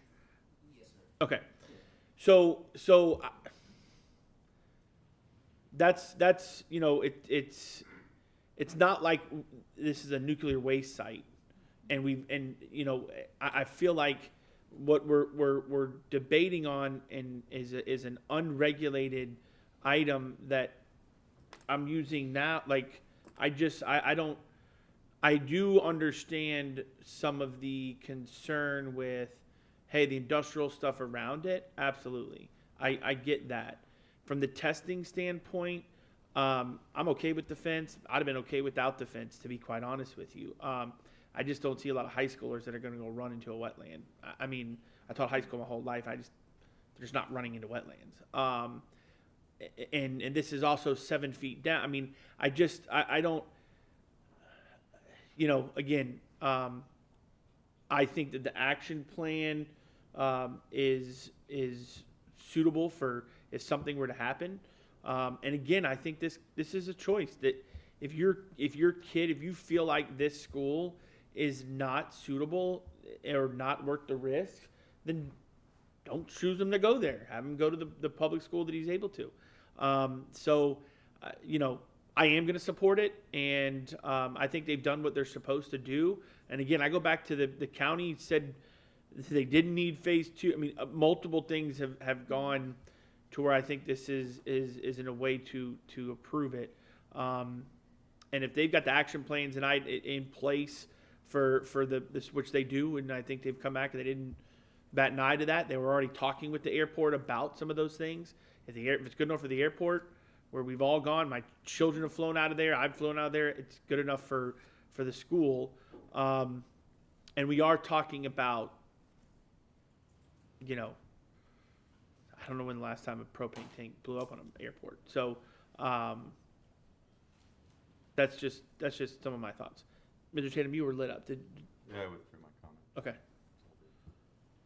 You're lit up again. Did you want to go again? Oh, I'm still lit up, but I just want to point out, it's not just PFAS. I mean, there was arsenic in one of the tests early on. So, and they've made reference to contaminated fill, which could be spread across the site. So, it's not just PFAS. Just make that clear.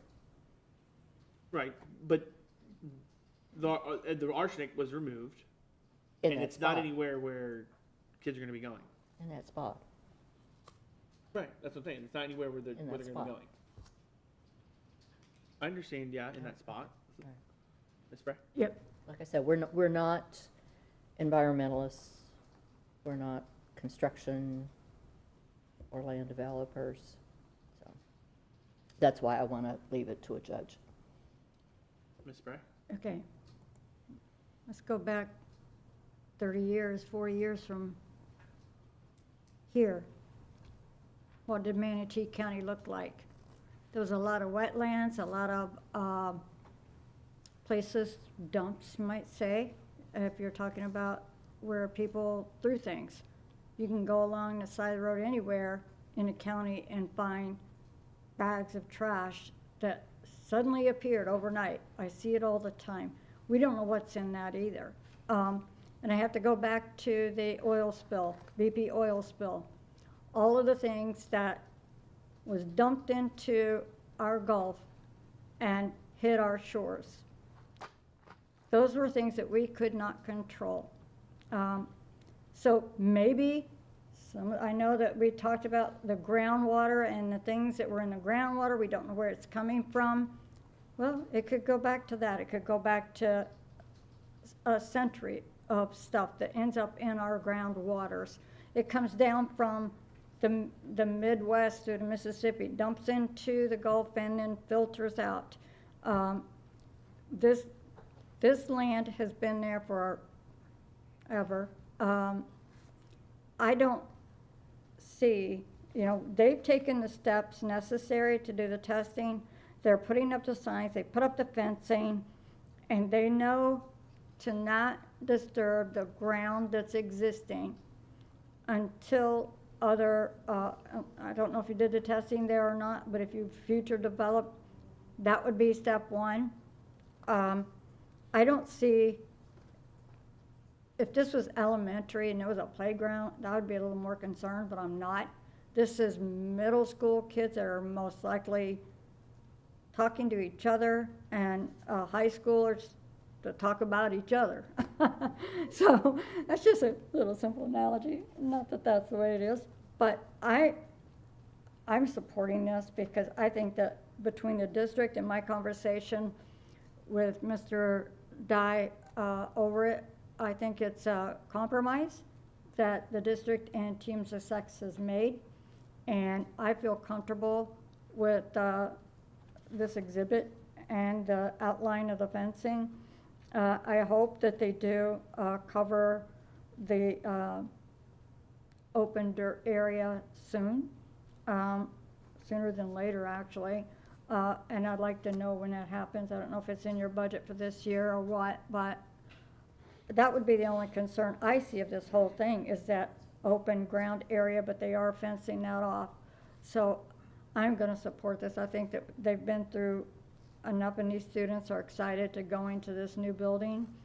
So I'm just not gonna say that we need to send this down to somebody else other than this board.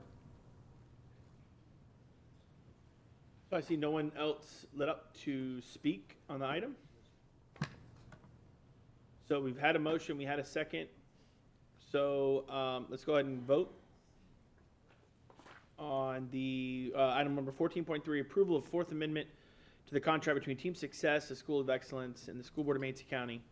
And Exhibit A that was put in just this morning, I believe.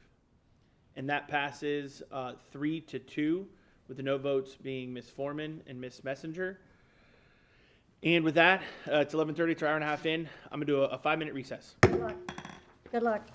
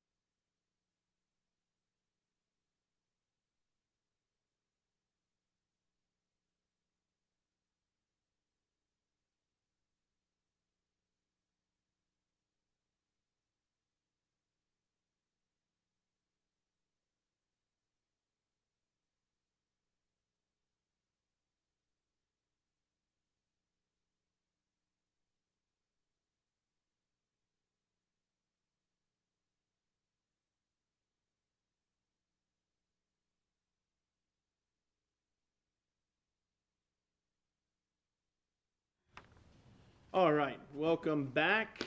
We are moving to item number 15, new business. Item number 1 in new business is the approval to renew the professional services contract with CRI to provide the internal audit for 23-24 school year in the amount of $397,220, and that be coming from the general fund. This was on our board meeting back in July. Recently learned I'm an activist and not a reflectionist. You know, I took some time to reflect on that I'm an activist, not a reflectionist. Oh, right. And we were trying to workshop this and didn't get to it last time. So we want to make sure there's no major interruptions, and Ms. Sellers and the audit team and all that is working to continue their process while we do our workshop Friday. We'll have CRI back.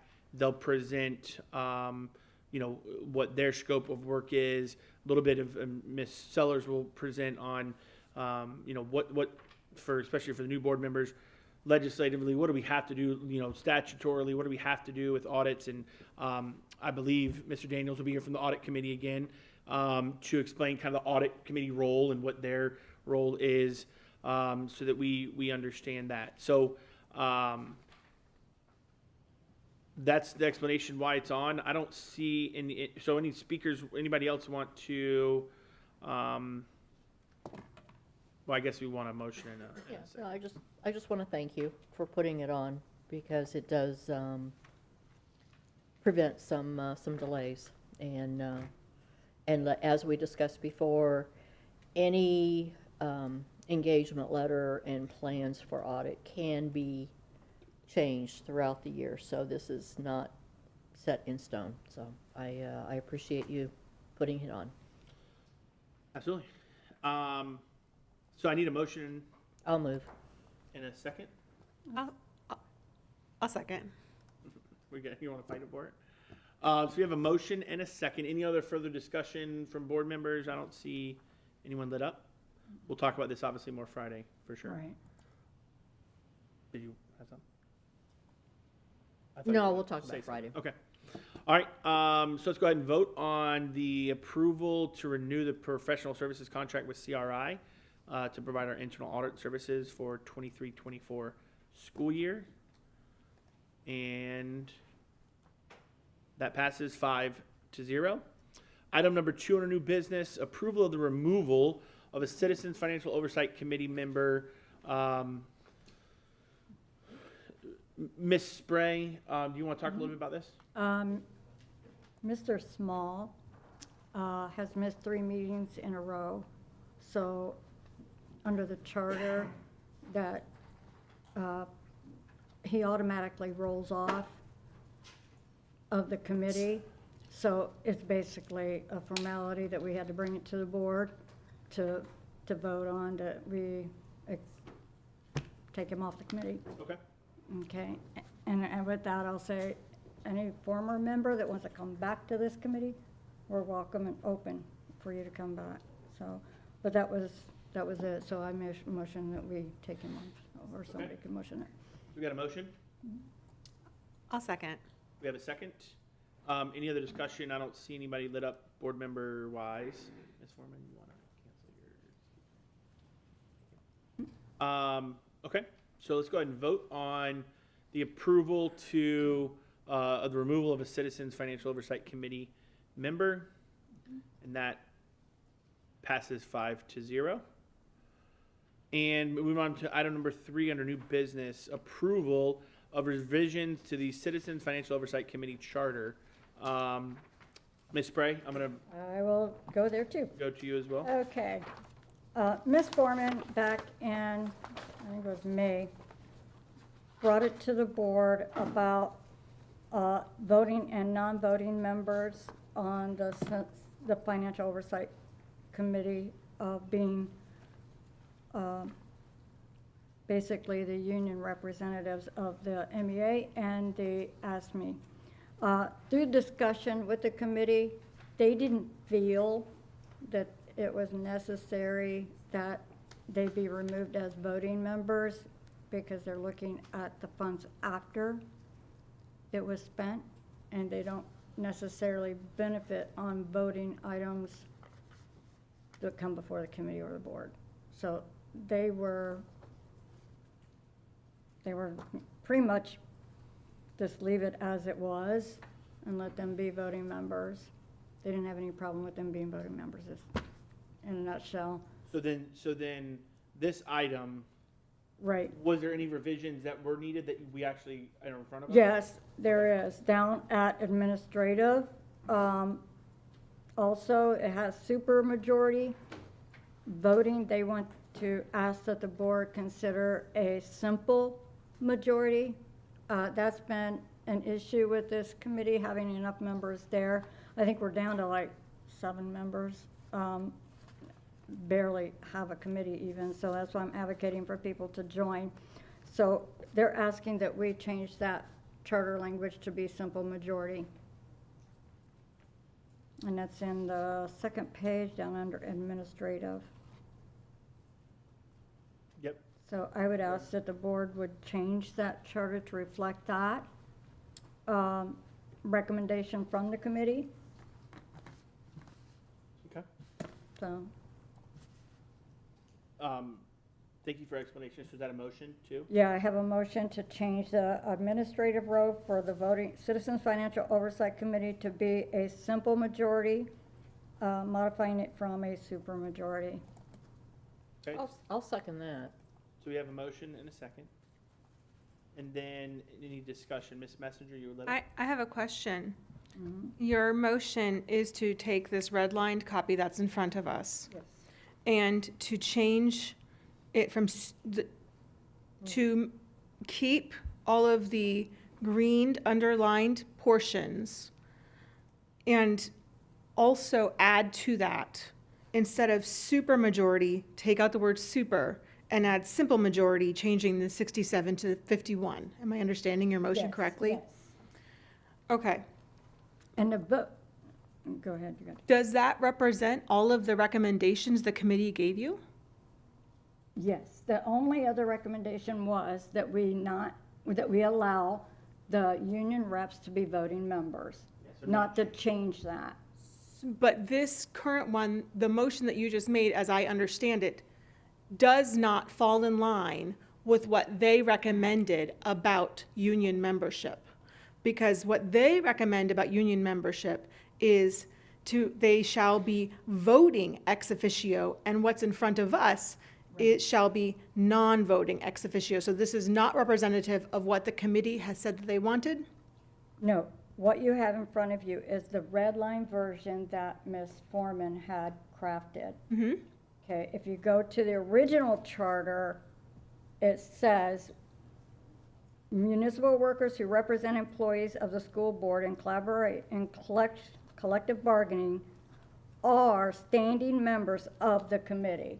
So if you took out the green and left the red, that's what they are recommending we keep. But that's not your motion.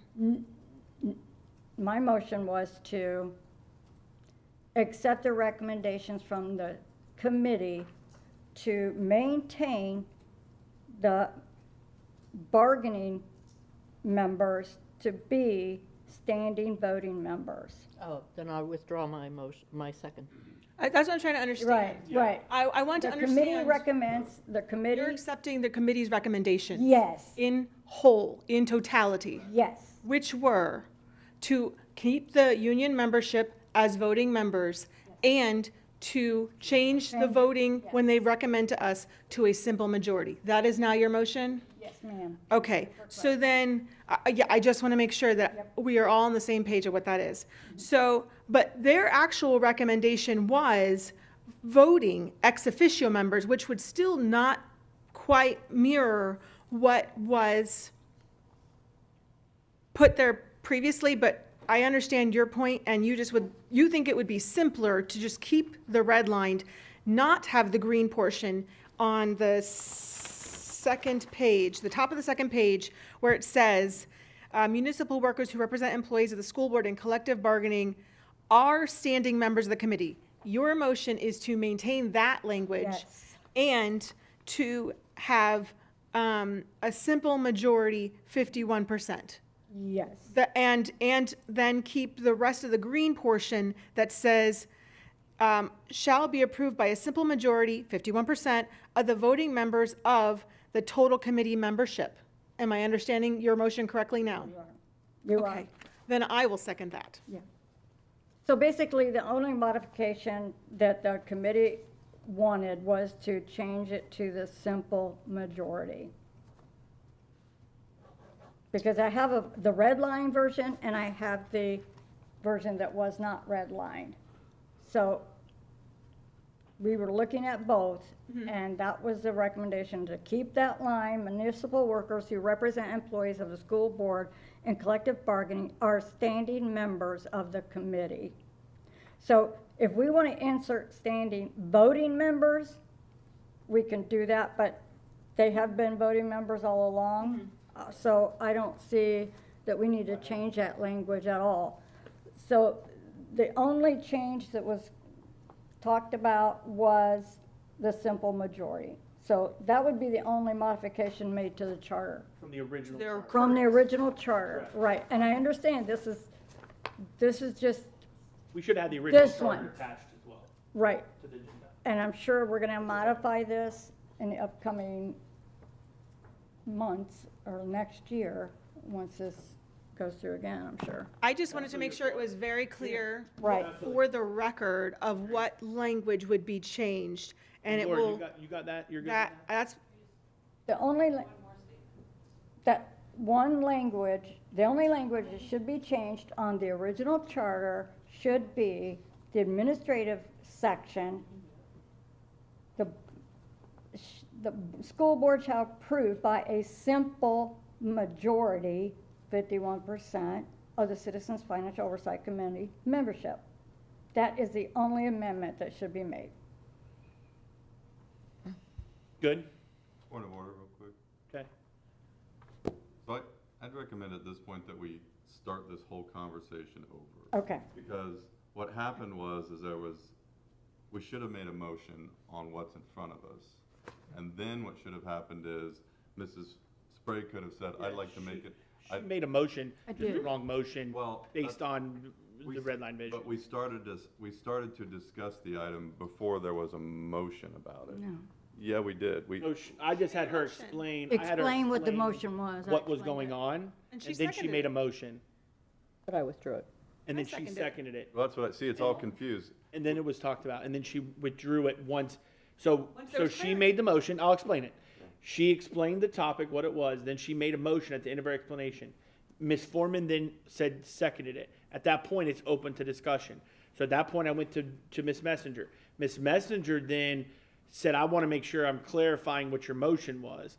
As she was clarifying, Ms. Foreman then removed her motion, second, excuse me, and Ms. Messenger seconded it. So we're still in the right process. Of discussion. That doesn't mean we can't go back and clarify what the motion is. I agree with you 100%. And so if you want to read back what you have, Ms. Cox, but we're in the right. I never went to Ms. Messenger until we got to second to start discussing. Where some of the confusion was just what we were actually, and like I said, it'd probably been best if we had the original charter and the red line on our board work.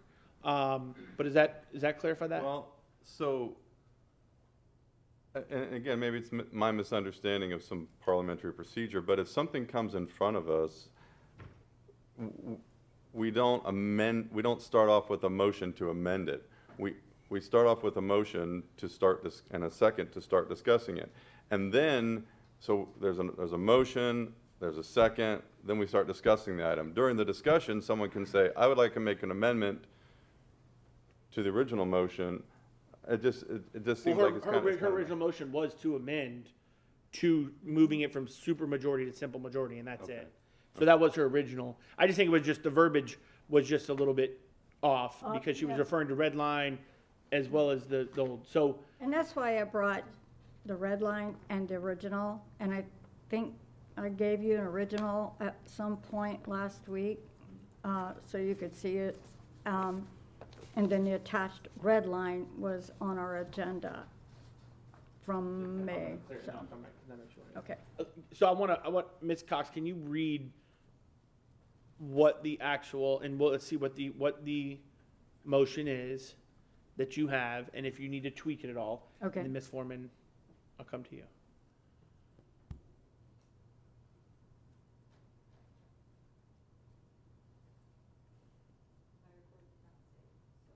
Okay, I can It's okay. restate it. Restate it.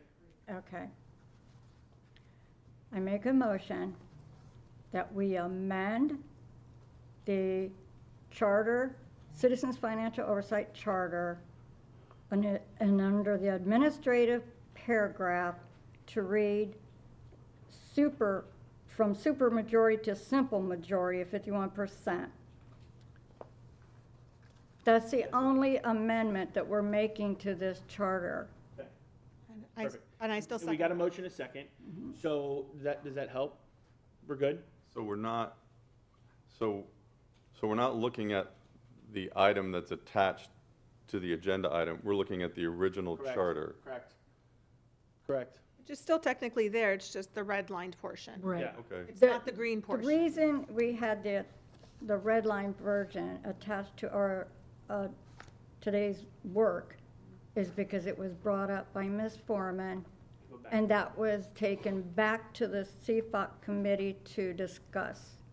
They discussed it and recommended to the board that the bargaining members could still be voting members. So there's nothing to amend on the charter. That was just a recommendation by Ms. Foreman then, and I took it to the committee, and they were fine with the way it stood. Are we discussing yet the actual? Yeah, yeah. Okay. But I want to go to Ms. I would like a turn here. Ms. Foreman real quick, and I'll come back. First of all, I want to point out that the item, the revision attached to the agenda, okay, is the issue of the voting members, okay? The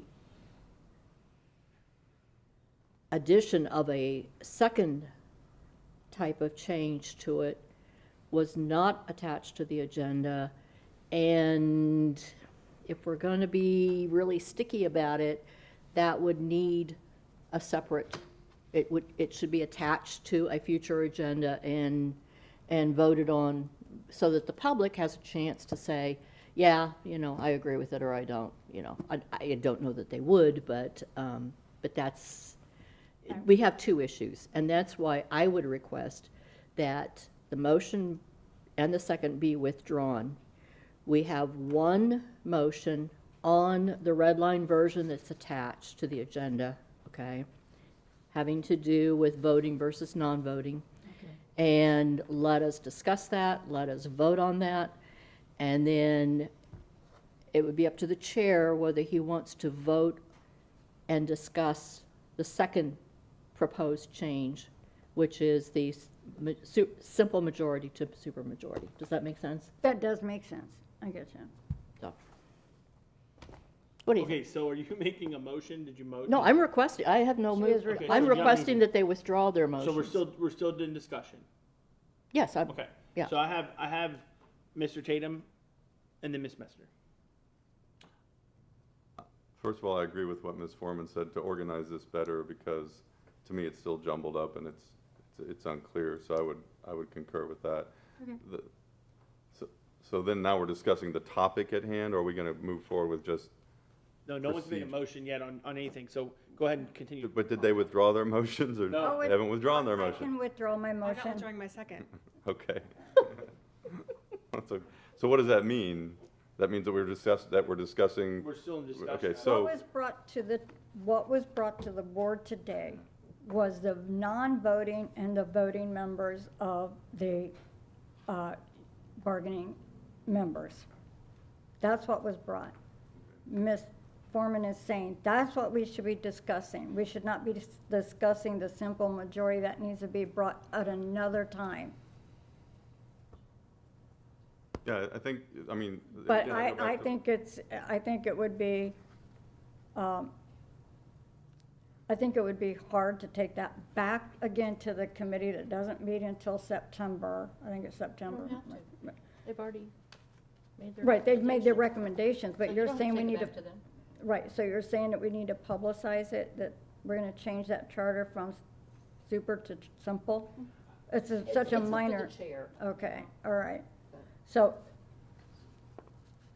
Oh, go my ahead. motion still stands on the non-voting and voting members.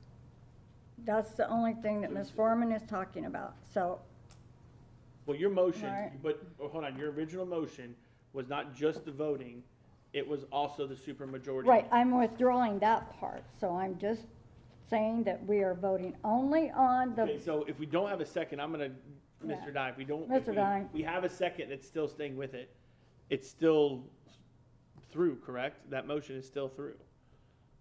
You don't go back, if one motion is willing, You have to take some action on it.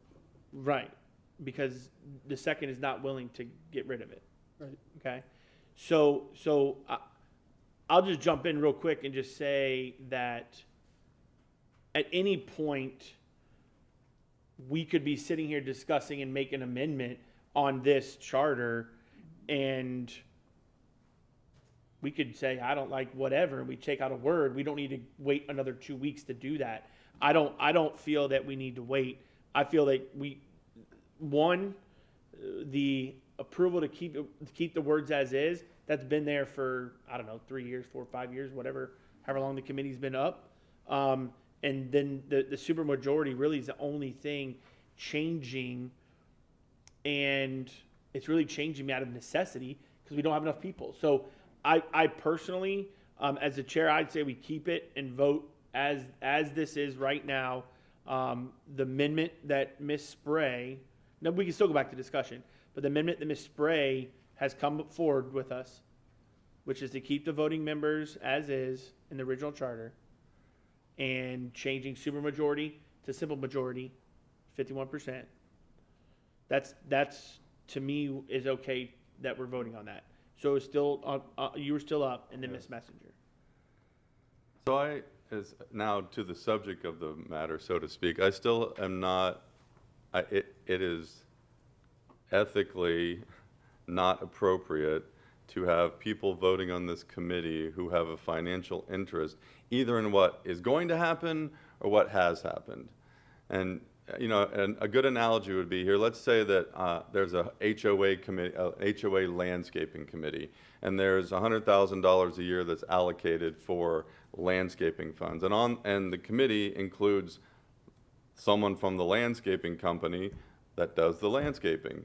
And so, but they don't vote on what's going to be spent, but they get to vote on what was spent. And so an issue comes up and it says, hey, did you guys, that $10,000 you spent on whatever that item was it within the bounds of what should have been spent? And that money went to me at the landscaping company. Of course I'm going to vote yes, because it benefited me. Even though it was already spent, I didn't approve it, but now I'm voting on whether or not that money was spent appropriately for something that benefited my organization. So it's ethically not appropriate to have people voting, whether it's about things that are going to happen or have happened in the past, on something that benefits their organization. It's not ethically appropriate. And so I have no problem with those people being there and their experience being on the committee to add information, but it's ethically inappropriate for people to be voting on something that either will benefit them or has benefited them in the past. So that's my input on that. All right, thank you, Ms. Messenger. You were up. So first, the agenda item only says approval of revisions. Mrs. Spray's motion is a motion to revise. That is all that was really truly advertised, is we were going to make revisions. Her motion is to make a revision from supermajority to simple majority. That is her motion. That is a revision. That matches what was advertised. In the executive summary, it does state for the public, for them to read, that it was recommended to us that it should be a simple majority. So the community has been made aware that this is a recommendation it would be reasonable for any community member that was reading this to then say, well, gosh, that might be discussed because that is something that came from this committee. So it was advertised. The motion reflects the language that is in front of us. I do not see how anything that she has done is improper. I think she's represented what the community or what the committee has said they wanted. About the actual topic, and I know I've said this several times, but those committee members will work harder to ensure that the money goes exactly where this board promised it would go. That is what they're going to do. And when the actual committee members speak to us through a motion saying, yeah, they're necessary, they are needed on this committee, we need them there, they are important in their voting powers, we want that to stay there for them, and they are volunteering for us. They are the actual committee members experiencing the process, going through it every single meeting. I don't know how we could go against that. They are the actual ones that are saying this is what we need in order to function the best way possible. Keep it the way it is. That is what they'd like. So that's why I seconded it. That's why I'm not going to withdraw my second, because I think it represents what the committee wants. It's what I truly believe is best for the committee, even if the committee hadn't said that. But when this first got brought up, I did say, hey, if the committee says that that's the better way to go, they support these new revisions, I would have supported it. And I said that from the dais, said it. But that's not what has happened. And instead they have said, nope, this is not the best way for us to function. And who's going to know better than them? So I do not withdraw my second for that exact reason. I think that the revisions suggested by Mrs. Spray are reflective of what, at least my understanding, are reflective of what the committee has wanted. And I do truly believe it is what is best for the committee in order for them to function the very best way they can to serve the school board. That is it. Thank you so much. Ms. Foreman and then Ms. Spray. Okay. Not to let an opportunity pass by, I point out that this board did not accept the recommendations of the audit committee at a recent meeting. So it's not like we roll over for the committees. I knew that was coming. Yep. I didn't want to disappoint. So I see this as two separate issues. I can support fully the change to a simple majority. I think that's good. But I've got to vote against it because I'm with Mr. Tatum on the question of the voting versus non-voting union members. And whether there is a conflict or, there is, very often, always perception is the truth. And if the public sees that and perceives that that's not the proper way to do business, that's going to hurt us. It's going to hurt us when it comes time to go out for the renewal. I want to make everything totally squeaky clean. So I've got to vote against it. We can always come back, especially if I'm on the not the prevailing side, we can always come back and handle the supermajority versus majority. We can do that later. We can even do it today. But I'm fully in support of everything Mr. Tatum said. So, Ms. Spray. Okay, you're making me rethink my motion here.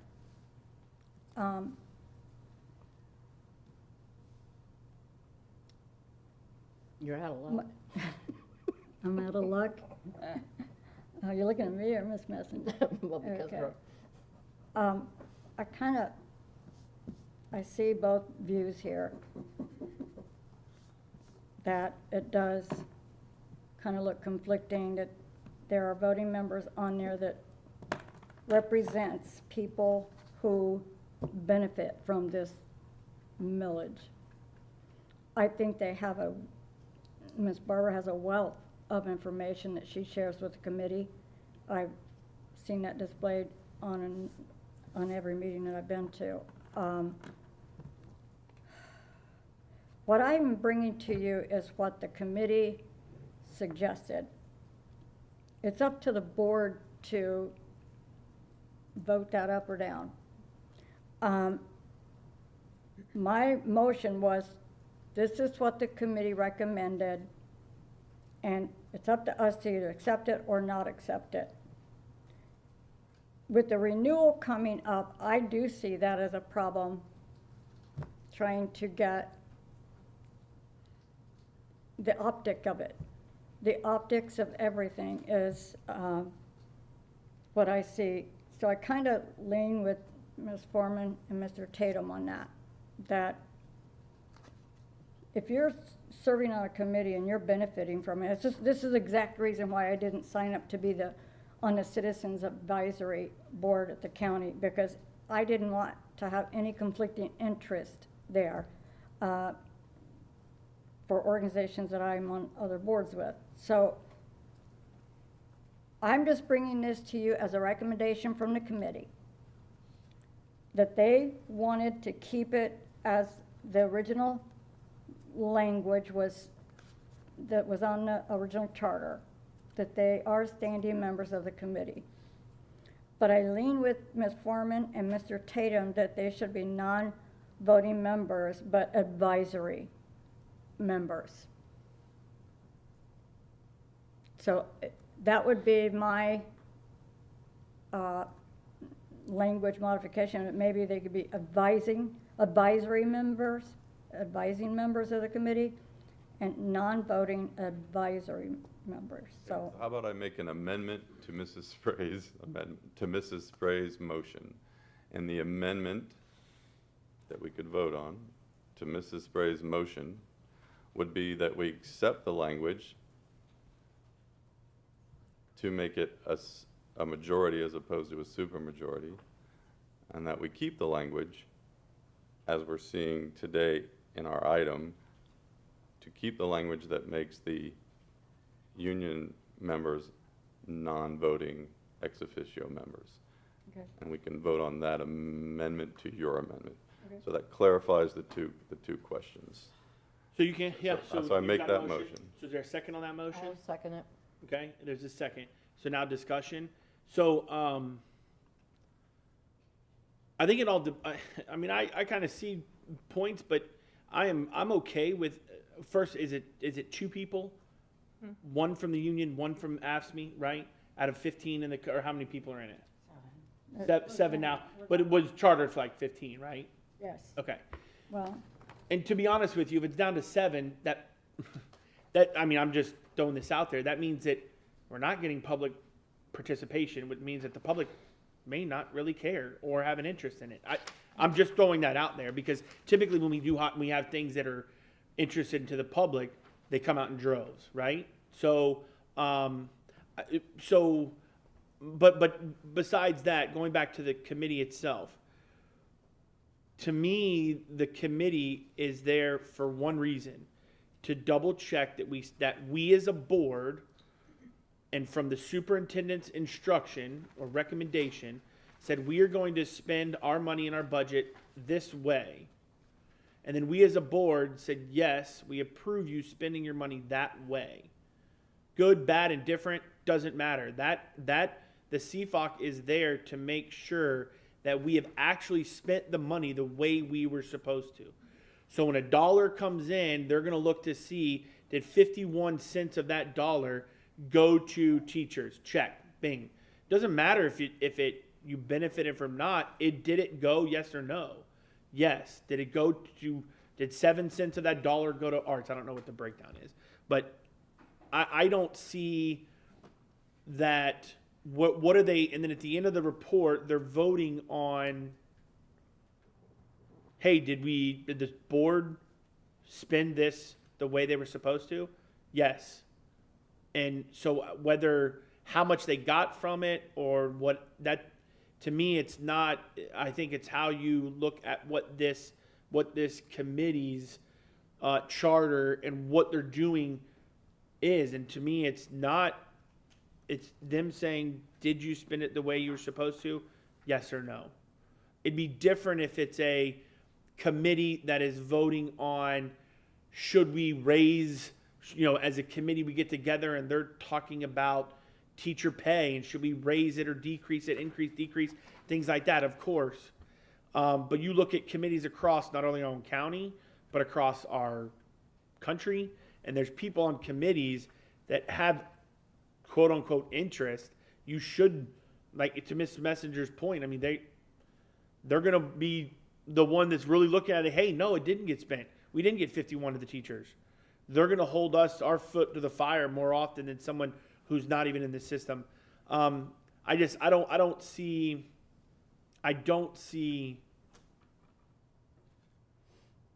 the issue of them being voting members. Ms. Brett. Excuse me, Ms. Brett. Yeah. Composition of the committee. If you look at that paragraph, the committee members consist of volunteers appointed by the school board. The committee members must be independent and not employees of the Manatee County School District, or otherwise have continuing conflict of interest with the committee and its work and or charter. Okay, the line that sticks out to me, are not employees of the Manatee County School District. One of the members on this committee that we're talking about is an employee of the district. That asked me, representative is an employee. It's a clear conflict of interest. I don't even. Clear, right, so that's the line that stands out to me now that, okay, we're looking at this, I'm reviewing it. Not an employee of the district. So that right there is a conflict. That's why I'm leaning towards, Mr. Dye, would you like to? yeah, Mr. Chair, Dye. would we be able to Yeah. get this is Yeah, an go ahead. ethical issue. Yeah, I mean, well, we've had this for 5 or 6 years is my point of it, and I don't, go ahead.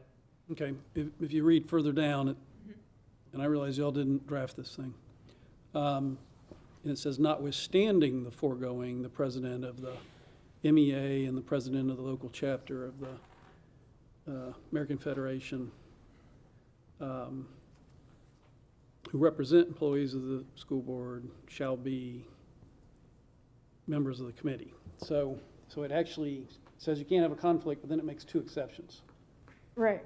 Well, actually 1 exception, but really 2 if you say there's a conflict. So there's a general, can't have a conflict, but then it says, notwithstanding that, you can have these 2 conflicts. But it also says you can be a member, but it doesn't say you're necessarily a voting member. And so I'd like your opinion on the fact of, because the teachers obviously benefit financially from the money spent through the millage, is being a voting member of the committee an ethical conflict? Because it says he or she, whoever sits in that position, can be a member of the committee, but I would like your thoughts on the ethics of somebody voting on something in which they have a financial interest. Yeah, if the board wants it to be clear that the 2 parties with the theoretical conflict of interest cannot vote, they should vote in favor of your motion, which is to make them non-voting, and not assume anything, not make sure that the conflict is dealt with in a clear-cut manner. But what I'm asking for your opinion on is, because when I have ethical concerns, we call you. Mm-hmm. So the question I have for you, it's a yes or no question, although it's hard to get yes or no questions out of lawyers, I understand. But in any committee, my landscaping example, this CFOC, if people on a committee who have a financial interest in the business of the committee, if they are voting on items in which they have a financial interest, is that ethically appropriate? Well, that's a great point. Is independent of this document, are they violating an ethical rule? And my guidance would be that the better route is that they're non-voting. And then you've completely eliminated that problem. Okay. Exactly. And one point I wanted to make to Mrs. Messenger's, quote unquote, who are we to know better than them on the committee? We have a legal expert here. We are the oversight, objective people that are looking at that committee. Those people on that committee could they like each other? They're like, oh yeah, we like Ms. Barber. She's awesome. She's an ethical person. She thinks, there's no problem with her ethics. Great, good. I'm glad that the people on the committee think that.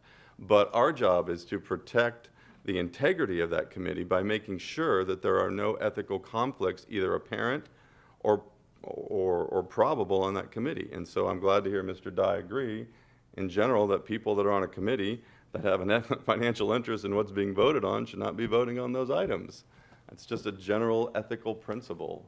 I don't see where in my opinion, they're not voting on anything. It's not like they're voting on the next budget. They're just voting on, was the money sent to the right place?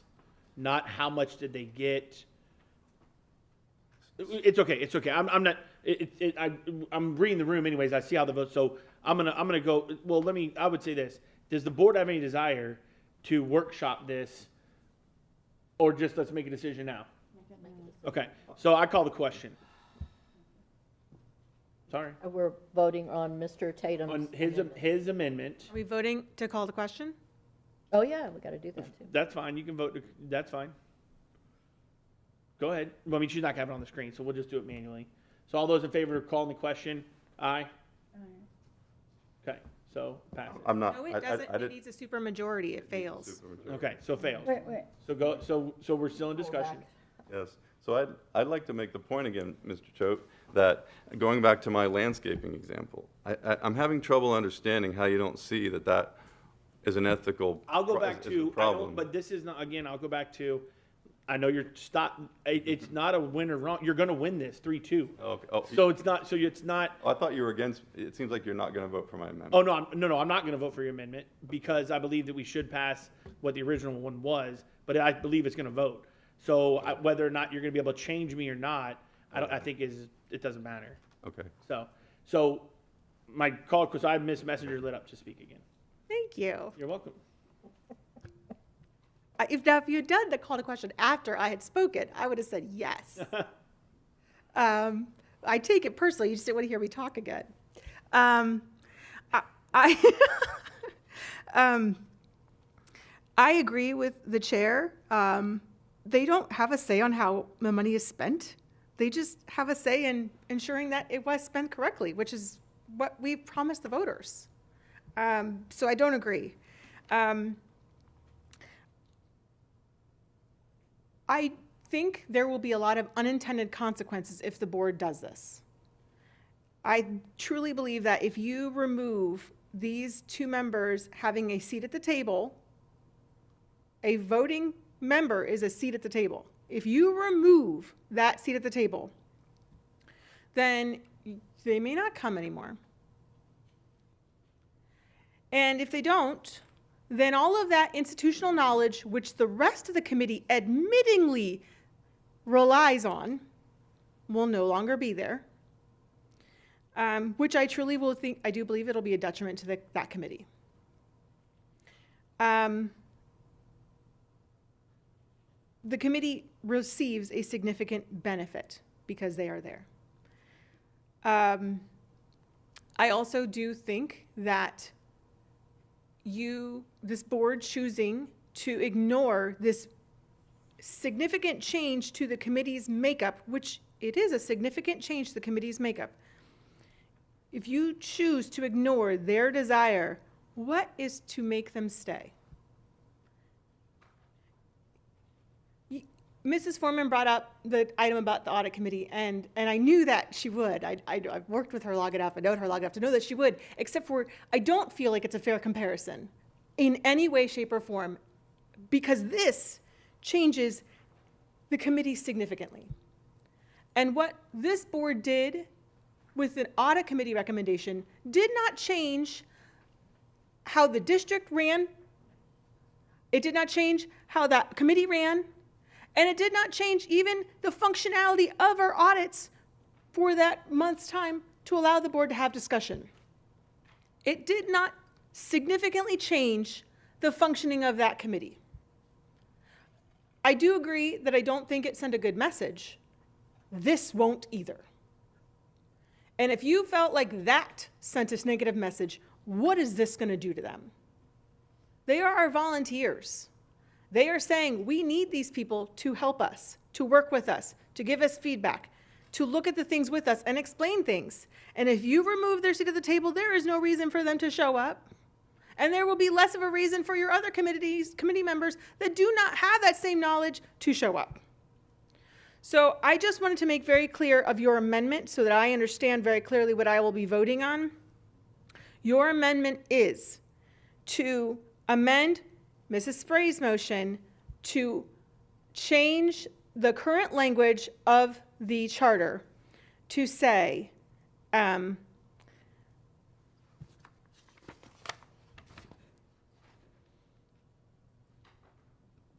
going to read at the top of the second page. Municipal workers who represent employees of the school board in collective bargaining shall be non-voting ex officio members of the committee. Am I understanding your amendment correctly? That's correct. Okay, thank you. And to add the change supermajority to simple majority. Well, but his amendment would only be to amend, her motion was to do that, right? So like, we're gonna vote on his amendment, whether we add that language or not. And then we're gonna do hers, which was to do the supermajority on top of that shenanigans. So it'll be that, and then we'll vote, that will then become amended, and then we'd vote on that. I just wanna make sure that I understand his amendment. Thank you. Ms. Foreman, you were lit up? Shenanigans? Well, I don't have a nicer word. Okay, well, I just want to say, and I'm not going to go into it, but I would disagree with you on the audit committee. It did make a difference in the work that was being done and how the district was, you know, that's another thing. I got more after this vote, so. Okay, as a CPA, okay, and Ms. Sellers will understand this as well, we are bound to be independent. We are no conflict of interest, and it goes on further to say that a perception that there is a conflict of interest is just as serious as a conflict of interest. So whether there is or not, the perception is reality in this case, in any case. And I will, what they're voting on in that committee, okay, they are discussing how the money was spent.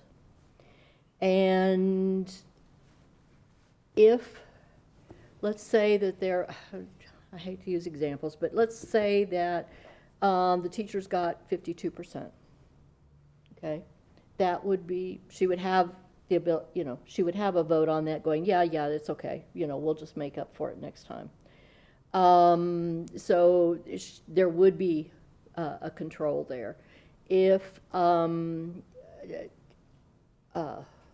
arts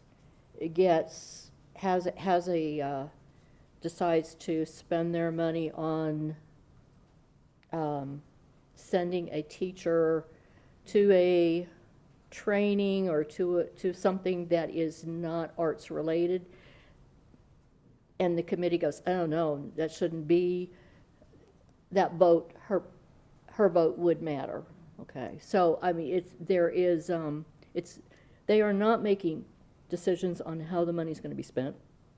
They are doing an oversight function. Now, what the public thinks they are doing and what they are really doing can be very, very different. And just as we had a discussion about audit committee doesn't audit, understanding how that committee works, how they oversee, and the public isn't going to know that. And come voting time, the perception is going to outweigh the reality. So, both in terms of conflict and in terms of what the function of that committee was.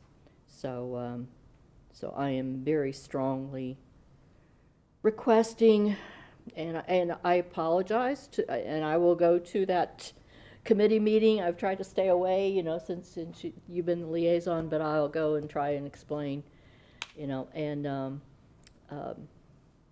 you know, and I'll take the heat for it, so, you know, but that's, and I call the question.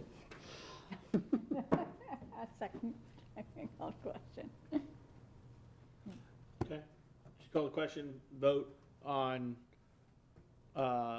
Ms. Foreman's calling the question. Say aye. Aye. Aye. Okay, so now we'll move to vote on Mr. Tatum's amendment. Do you have that in the system, or do you want us to just go ahead and do it verbally? I want to clarify that what I have on record is what you're moving on. Mr. Tatum's amending Ms. Spray's motion to say, motion to accept the language of simple rather than supermajority and change the members.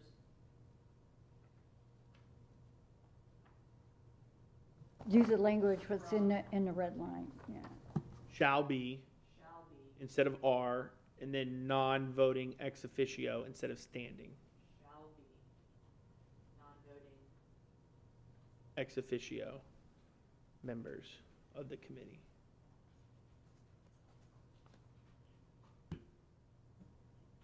And then I accept that friendly amendment, correct? And you have, so you had that in Granicus? Procedurally, is there, I should accept his friendly amendment? No, we have to vote on the amendment. Okay, okay, And then we'll go back to vote on the amended all right, revision of your original okay, motion. okay. That's fine, it's fine. No worries, no worries. We know what it is. Everybody clear with what it is? We're good with that? Okay, all those in favor of, I'm just gonna say Mr. Tatum's amendment, just raise your hand and say aye. Aye. All those opposed, same sign, aye. So it passes 3-2 with Mr. Choate and Ms. Messenger voting no. So now we go back to the original, now we're at that original motion that has now changed. Mm-hmm. So do you have that in Granite? Well, it's all the same, so it doesn't matter. So we'll just continue to vote, Laura, per. Doesn't this make it moot? I'm pretty sure we have to go back. We gotta go back, yeah, because she changed. But I mean, yes, I think it is theoretically moot. Yes, I agree. So all those in favor of now the new. Wait a minute. Yep. Someone has to second it. It was seconded already, wasn't it? Well, we already had a I second. thought we had a motion and There's already a second. motion and a second. It was already a motion, second. You- Be amended. But are you going to withdraw your second now that? I'd love to, but somebody else will second it, so it doesn't even matter. Let's just vote. Okay. All right. So now we're voting on the approval of the revisions to the Citizens Financial Oversight Committee charter, which we've stated, unless you would want those, does anyone want those stated for the record? We just voted on those. So all those in favor of the revisions, put your hand up and say aye. I want to make sure that we understand. We're doing the red line version to green, and we're changing the supermajority to simple majority. Correct. Yes, all the, okay. Correct. So, okay, just Yep, making so sure. we just amended from Right. what Mr. Okay. Tatum wanted. Right, Okay. Now we're going back to, not the original, we're going, because we just amended it to what Mr. Tatum said. all Yep. right. I vote yes. So all those in favor of that, raise your hand with aye. Aye. All those opposed, raise your hand. Aye. So again, passes 3-2. No votes being Ms. Messenger and Mr. Cho. All right, item number 16, workshop items. There's something I want to add. I guess I'll do it under board comments with Okay. this, so, Um, we're good. So we've got our workshops the next couple weeks set up. The one thing I just wanted to discuss, Dr. Weissong and I were discussing this. We need to do an executive session on some bargaining things that have happened recently. We all know what happened. So the attorney that is a part of that cannot be here, fit into our schedule for this week. So the question that I would ask you as a board is, basically two options. Do you want to hold an executive session for us to discuss the item next week when there is nothing? Or do you want to attach it before the Tuesday meeting, the Tuesday night meeting on the 25th? Or attach it to the workshop on the 28th? Okay, don't forget I'm gonna be out of town. Oh, that's right, you are out of town She's next gonna week, be right? gone, so Well, that's just, I'm leaving Wednesday. Wednesday the 16th, right? So I'll be gone Wednesday, Thursday, Friday. Of next week? Yeah, but I Okay. could do Monday. So, I mean, we haven't confirmed with the attorney on, I don't think we have, Dr. Weissong, have we, about next week? No. Okay, so she may be not, but I forgot that you were gone Thursday, Friday, or Wednesday, Thursday, Friday, right? Right. So, Okay. I would prefer to just attach it to another meeting. I mean, okay. we're already so here, so. I agree. I think we can attach it to the 22nd of August. The 22nd? Okay, that would be fine, because That's the Tuesday night 25th meeting. workshop, I would not. That's the know. Tuesday night meeting. Okay. Ms. Messenger? One thought on that is, we typically end up having a lot of discussion, and if you put it before a meeting like that, you might really limit what we get through. Okay. Just 'cause So it- can I ask this of the board? Can we reach out to the attorney, see if she can be here next week, Monday and Tuesday? Or just see what her availability is, and then is it okay, board members, that we talk, like we give back feedback to Mr. or Dr. Weissong? To say, Tuesday. I really don't have a preference what we do. Tuesday is not a good day for me. Next week? Yeah. Okay, so it'll be next week, Monday, It'd have to be a Monday. potentially. Right. So if you just want to talk to her and see what her schedule is We have like, that board may help brief- us make a decision. We have board briefings on Monday. Okay? How long do you think this would last? I have no clue. So, I mean, I mean, it's going to be a good discussion. So, Right. the 25th is not good with you, Ms. Spray? I mean, we have a The workshop on the 25th, 25th. right. Well, it depends on how long the workshop is. I have a 1 o'clock. Okay. I don't, as of now, for the 25th on our workshop, we don't really have anything. We were Well, going to do. that's what I was We were gonna going to talk do a about. discussion. I want to do a discussion, like a possibly debriefing, but I don't really think we have a whole lot from the the master board training. But I also wanted to get to on the 25th. We want to get to Dr. Weissong's contract, Okay, but discussion of the contract. But that's the only thing on the 25th. we have, that's what we have on the 25th now? That's the 25th. Those two things, which I think the discussion on the master board training, I don't really know how much is really going to be discussed there. No. We did a lot that day, which was good. So I think maybe just reflections or whatever, but the main thing on the 25th will be Dr. Weissong's contract. Okay, that's, And if we leave that with the executive session, I think that's fine, time-wise. okay, but when I look at the meeting dates to be determined section, we have things that go all the way back to March that has never been, Oh, that were requested that were requested. to move up? At what point are we gonna get to that? And then too, there's other things that I wanted to add. Redistricting, we need to All think, the, all your of that. items that you want to add go to Dr. All right. Weissong, and then we look at, Yeah, I think I gave him a No, list from a of chair things, standpoint, then a to little put it sheet into of the- paper from, then to yeah, put it into the thing. And Yeah. also report on the consortium also, right. You want to do that workshop or at a meeting? at the workshop, Okay, on the 25th? yeah. So then, And- so then, I mean, I guess then the only thing is, looking at the calendar, is just if we want to add this just on a separate day from the 21st and the 25th. That week, if we want to have a Yeah. executive session on a different day other than the 22nd, or we say it's at 3 o'clock. Really early. I would rather say 3 o'clock on Tuesday, and we have 2 hours before the meeting. We should be done with that in 2 hours. Yeah.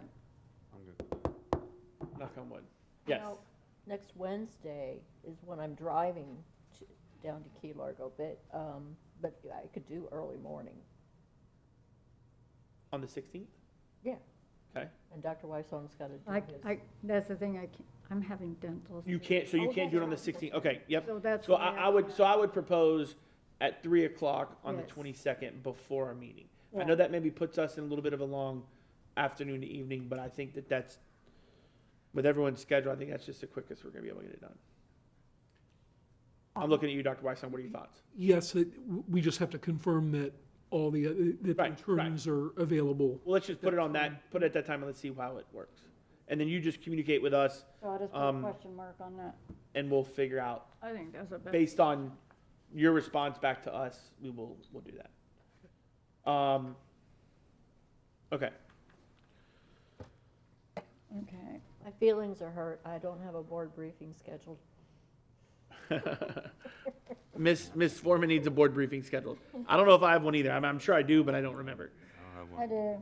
All right, let's move on to updates with legal department. Mr. Dye. No, I'll pass. I mean, I'm gonna spend a lot of time on the stuff we talked about today with team success, and updating Dr. Weissong on various matters. So other than that, I'll pass. All right, thank you. Operations update, Mr. Rinaldi. Mr. Rinaldi. Multi-talented. Good afternoon. Want to bring you up to date on all of the prepping we've been doing for the start of school this week. Transportation Department, last week, they started their annual conference on Wednesday and Thursday. They had their training. They also had guest speakers, Dr. Weissong and myself, as well. So they did their annual district training on Wednesday and Thursday, did the first dry run with the bus, with the bus drivers. So we've already done one drive run at this point. Monday and today they are doing the state training. They're required to have 8 hours worth of training to keep their licenses and their certification, so they're doing that today. We have another dry run scheduled for tomorrow as well. In regards to school starting, we're working with the high school principals to try to get the buses in the morning off the ramp as early as possible. Typically, we're in the 7 o'clock range. We're looking for a 6:45, and I'm working with Mr. Clark to get that to happen. We presently have about 12 routes that we're taking close looks at right now. We are at 89 bus drivers, so we did lose some bus drivers, did not come back at this point. So we're looking at 12 routes to do some consolidation, to do some planned double backings that are more efficient. But we are going to have probably up to 6 administrators driving for the first couple days of school. We have our next training class that's going to start on Monday. So we're hoping at that point we're going to have somewhere between 6 and 8 participants in that class as well. So we barely have everything covered, but we're making sure we do have it covered. We're taking steps to make sure that time-wise we're able to get to the students. One of the things that we've done is we've retooled the app, Where's the Bus? And if you remember in the past, it didn't track the child or the route that the child was on, it tracked the bus. So if we made some modifications to the routing where there was a different bus, the parents were tracking the wrong bus. So right now it's tied into the actual route that the child's on, so the parent will be able to get real-time information as to where their child is, which has been a significant issue in the past. In addition to that, it's going to help the schools track their routes as opposed to individual buses, which may be sitting at Maskey getting their 30-day inspections or something like that. So we expect that to really help with at least communicating. Food service, over the last couple of weeks, they've done about 30 training classes. Topics included food safety, federal meal requirements, allergies, customer service, new products, and recipes. So they've been working on classes. They had their get-together at Braden River High School earlier this week. They had 400 staff members come in, and they provided some of the additional additional district level training as well. So they're ready to go. Over the past week, we've been taking deliveries. It seems like we've got all the food coming in, so we're in pretty good shape. We haven't had any hiccups with any supply issues with them. In regard to human resources, our next human resources job fair focusing on operations is happening on the 24th, and then the teacher, para, and operations job fair, the next one after that, happens on September 28th. At this point right now, we presently have about 53 classroom teacher openings, but when we look at what it was last year, it was close to 3 to 4 times that. So feel we're in pretty good shape for that, and we're still filling those positions as well. One of the things that I wanted to talk about was Harvey Elementary School. And we've been working with the county on that. And for those that don't know, the county is widening Moccasin Wallow Road and 115th Street, which is the main drive in for the parents. They have turned that from 4 lanes to 1 lane in each direction. We have quarterly meetings with them. Our last one with the county was in May. They didn't bring this up to us, but we found out that this contractor is about 6 months behind schedule. And one of the things that we look for when we're having that sort of impact on our campus is known as an MOT, which is a maintenance of traffic. And that tells us what the phasing of the work is going to be, what lanes are going to be taken down, whether there are temporary sidewalks and crosswalks to be put in place.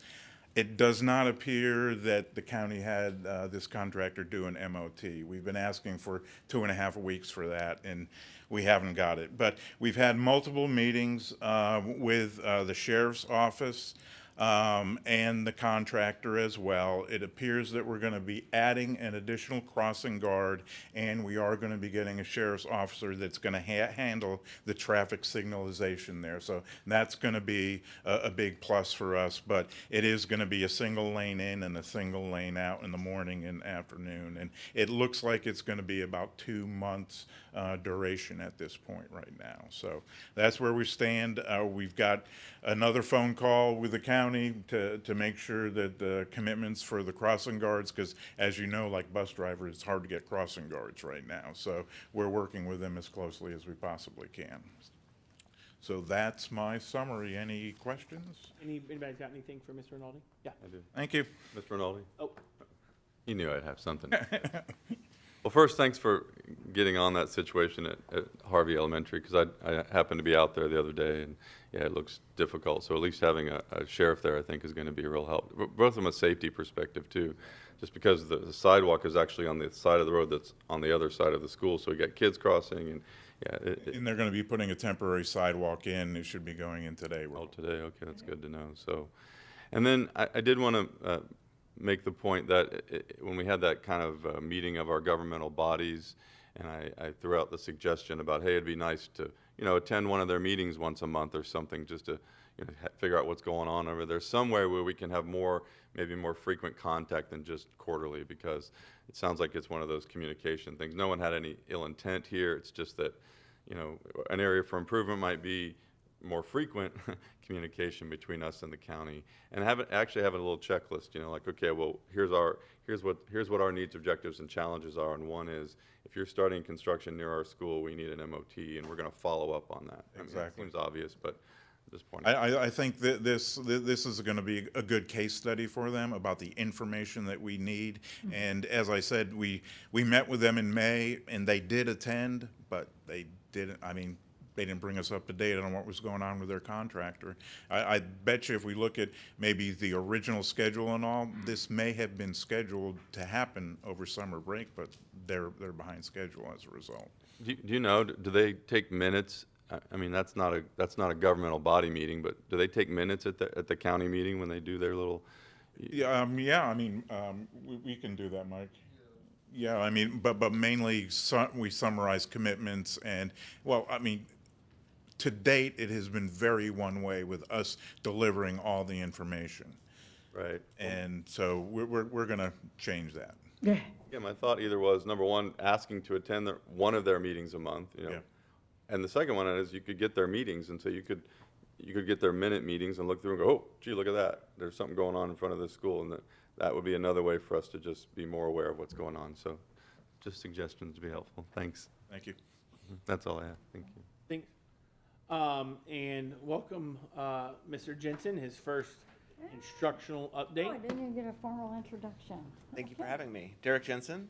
I'm excited to be here in Manatee County. As you know, yesterday was my first day, and it was a really great first day. I had a lot of wonderful meetings with the staff here, and the highlight of the day was I got to travel over to the Central Library and see one of our SOAR for 4 reading events. And there were about 30 parents and students in attendance. They were singing and reading and playing games and learning how to kind of bring literacy into the home environment. They all walked away with lots of manipulatives and readings to use at home, and it was just an absolutely fabulous event produced by Dr. Halpin's team, and I was really appreciative to be invited and included on my very first day here in Manatee. Obviously, most importantly, we're thrilled to welcome students, teachers, and staff back for the 23-24 school year.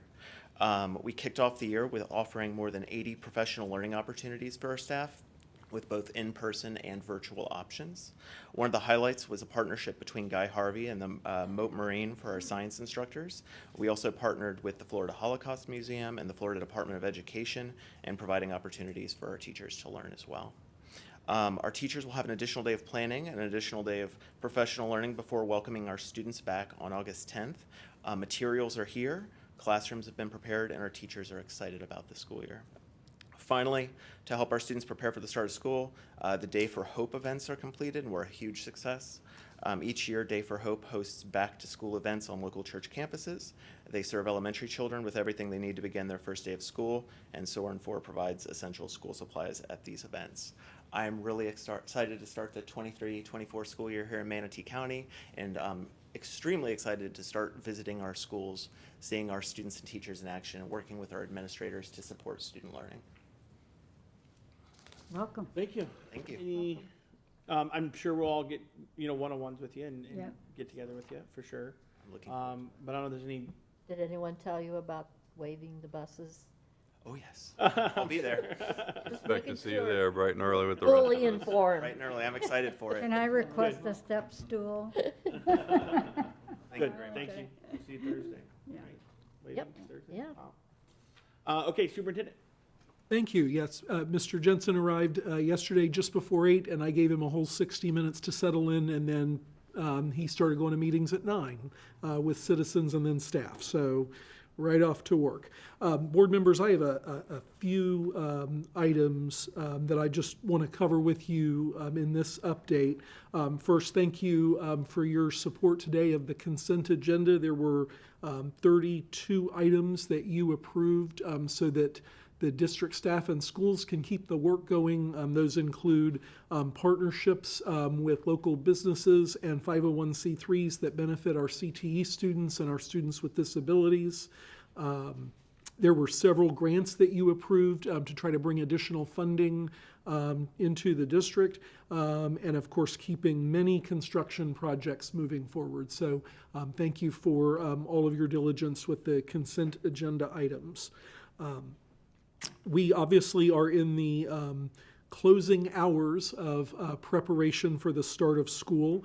Since our last meeting, I have welcomed back bus drivers and food services employees with Mr. Rinaldi. Also had an opportunity to welcome our school registrars, who this is their very busiest time of year, and our school nurses as well.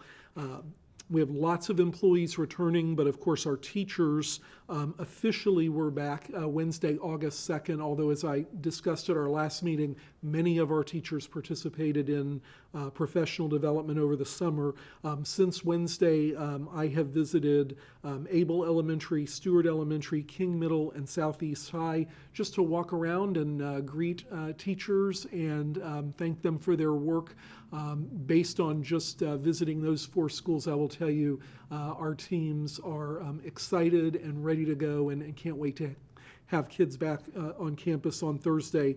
All of those campuses were immaculate, and of course, thanks to all of the custodial and maintenance teams who are out taking care of all of the punch list items so that we're ready to go on Thursday. I also want to just note again, as part of my introduction to the community, that I continue to be astounded at the generosity of the people who live in Manatee County and all of the work that goes into back to school events. And so again, just highlighting four that I was invited to observe. I did get out to a Day for Hope event that Mr. Jensen alluded to, that of course is a faith-based community effort, and the particular church I visited on a Saturday, their congregation raised tens of thousands of dollars to support families at two of our Title I schools. Just a tremendous 501c3 organization.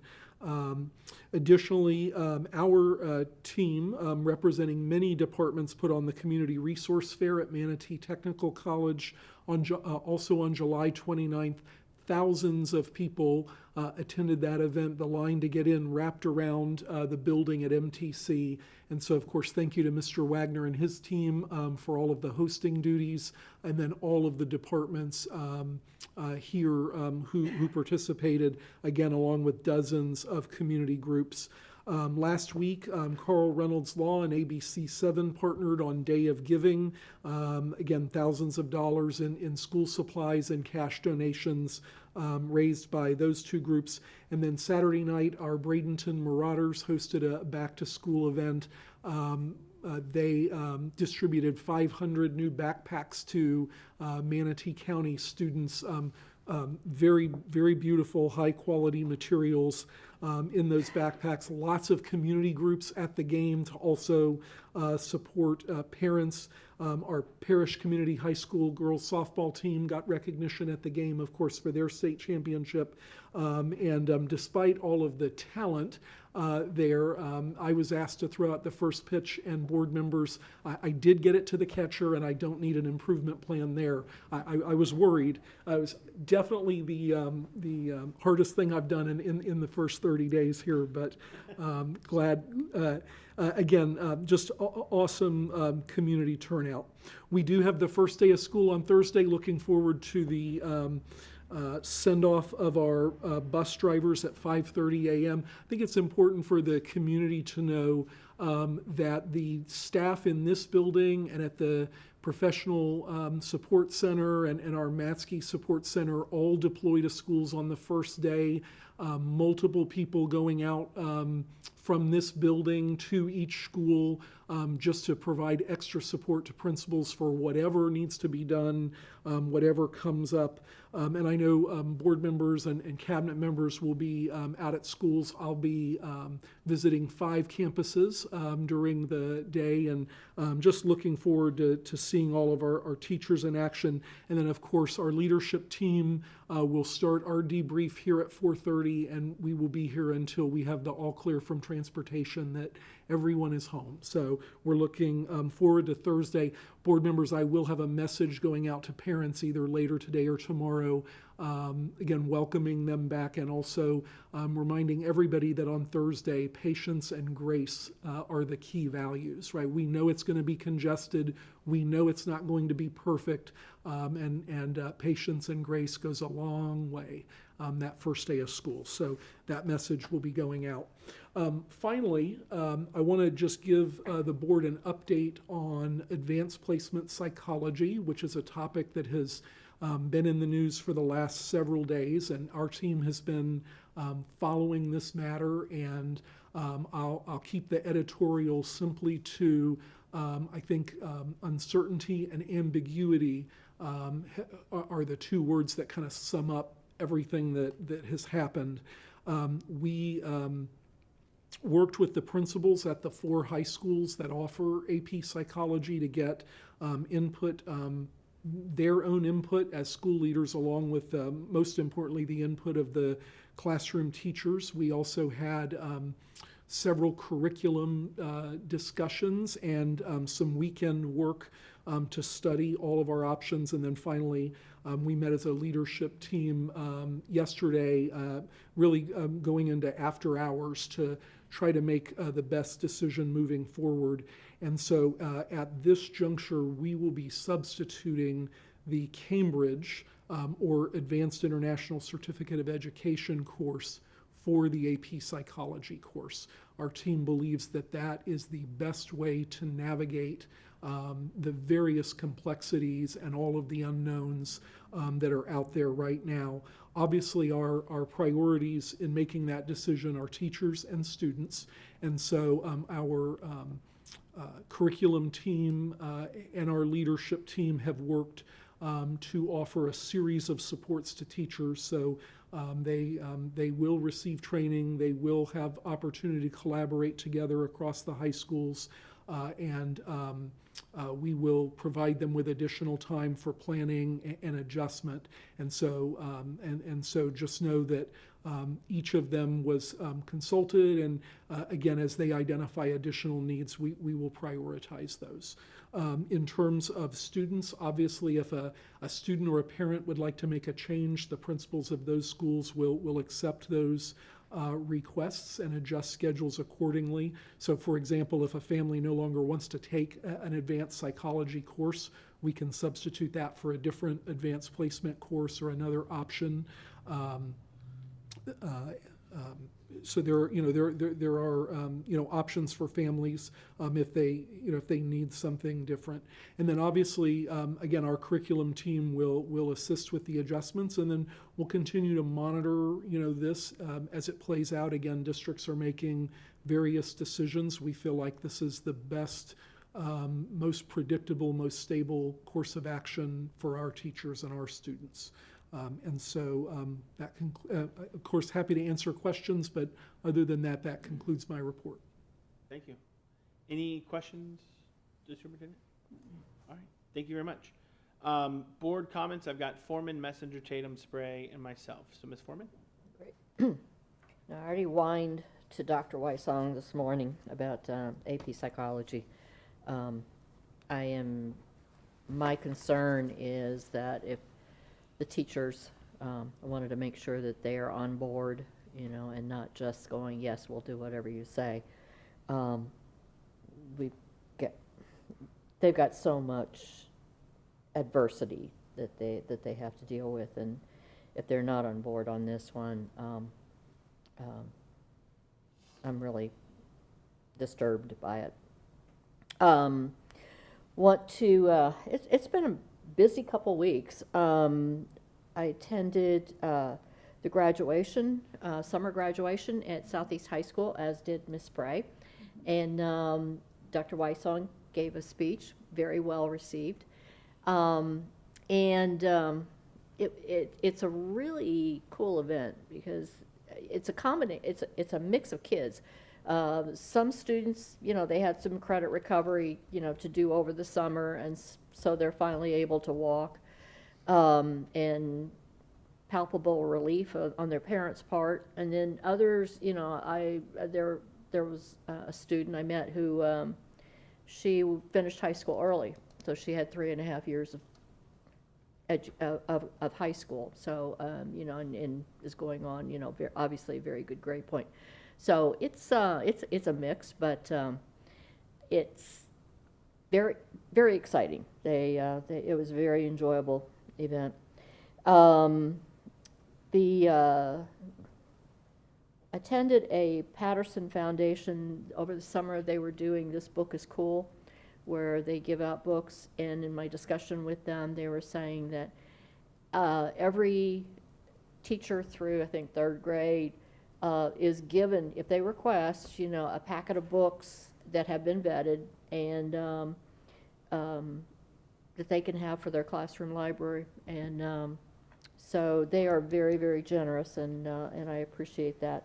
And it was just a lot of fun, the meeting the kids and their parents.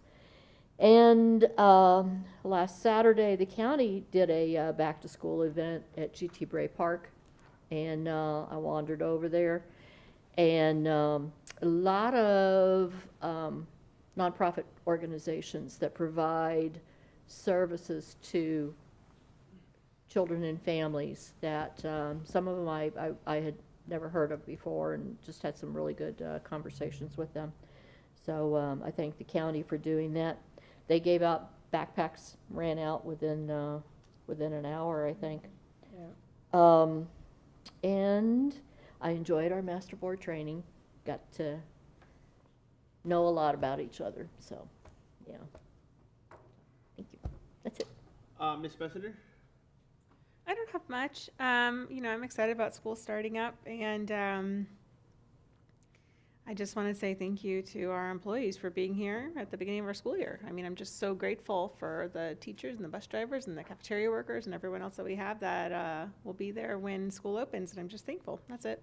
Thank you so much. Thanks. Mr. Tatum? Thank you, Mr. Chair. So, of course, I'm going to mention safety, safety, safety, but especially at this time, you know, get there a little early, stay there a little late, avoid the frustration, because that's when accidents kind of happen, when we're sitting there trying to turn left somewhere and we've been waiting for 15 seconds, 20 seconds, 30 seconds, and then we see, I got a little opening, I go, and then it doesn't work out. And so just keep that, and when we feel that frustration building, just take a deep breath and maybe stay a little late and get there a little early. I did want to congratulate the staff on, again, working with the Team Success Charter School, and, you know, really making an effort to work together with them to make something happen there and move the education forward for these children. It's a great program. It's a high-performing charter school. So thanks for, even though we're kind of the quote-unquote the authority figure and the ones who can move things forward, the effort that it appears that we went to them and, you know, tried to work with them and made an effort to go towards them. I really think that's the best way of operating. It serves our citizens well, because we are servants of the citizens of the county, and those people are citizens of the county. So thanks for doing that. Really appreciate that. And then I will beat the dead horse one more time, and it's a bigger picture than just the charter of the CFOC. Is that when we're dealing with things like ethics and law, it's something I think we should remember, is that the law and the ethic rules come above the idea, is this something a good idea or not, right? Whether it's a good idea, whether it's a good idea to have union members we could go back and forth, yes, it's a good idea, no, it's a good idea, what are the pros and what are the cons?